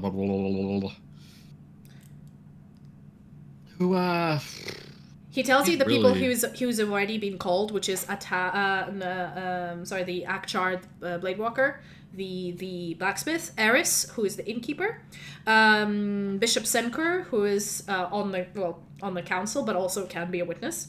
Are there any more people you would like to call? Probably the Belloir's wife. Turiani, as you say Bellawar's wife, he kind of goes like, I mean, I'm not one to talk about this, but this is kind of a conflict of interest in a way that 2 of her family members are part of this event, and I don't think she could be called as a witness. That's too much conflict of interest. However, if any of the staff inside the house could be, pertaining to the incident with the fiend, if any of them witnessed it.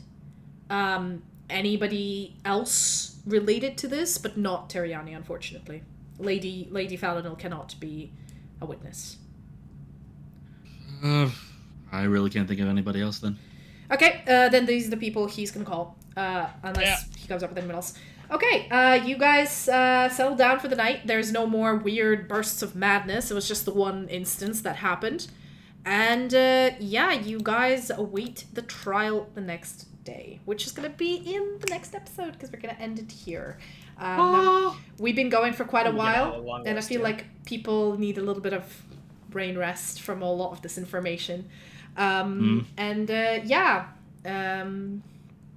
We will continue this next time. I hope you enjoyed. I know this was a lot of talking, but there needs to be, after so many combat sessions of, breakneck. Some talking, yeah.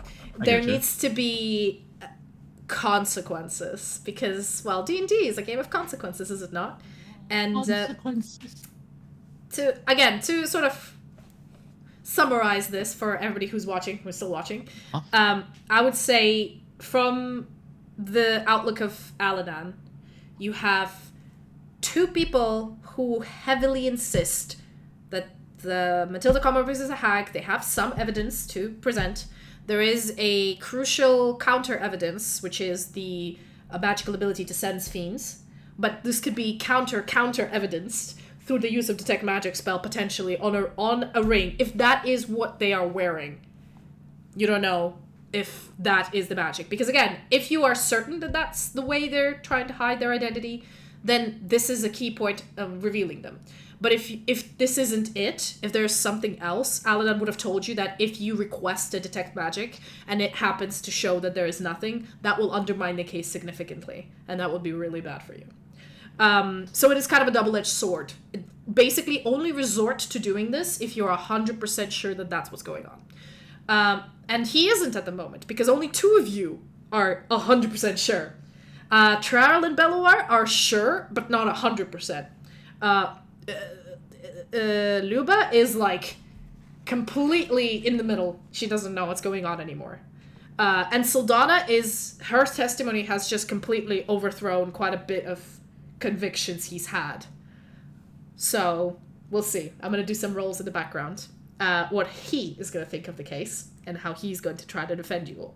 To be fair, one thing I can tell you is that his goal as a lawyer is, whether you're guilty or not, is to prevent you from being charged. Because that's his job. Whether he thinks you're guilty, whether he thinks you're not guilty, he needs to defend you in a way that you're not guilty of manslaughter or attempted manslaughter. I definitely slaughtered somebody. Well, yeah, but if that doesn't come up in the case, it's not pertinent, is it? But that's what I mean. The next episode is going to be the trial. I believe next week. We're all still available for it, if I remember correctly, with the night shifts and all that shebang. I believe so. Hopefully. If that's the case, then we will. We will see you guys next week when the last 20 episodes of investigations come to a head. Really, because this all started from your day 1 in Lodenborough. So we're gonna see where this trial takes you. I'm gonna tell you this in advance.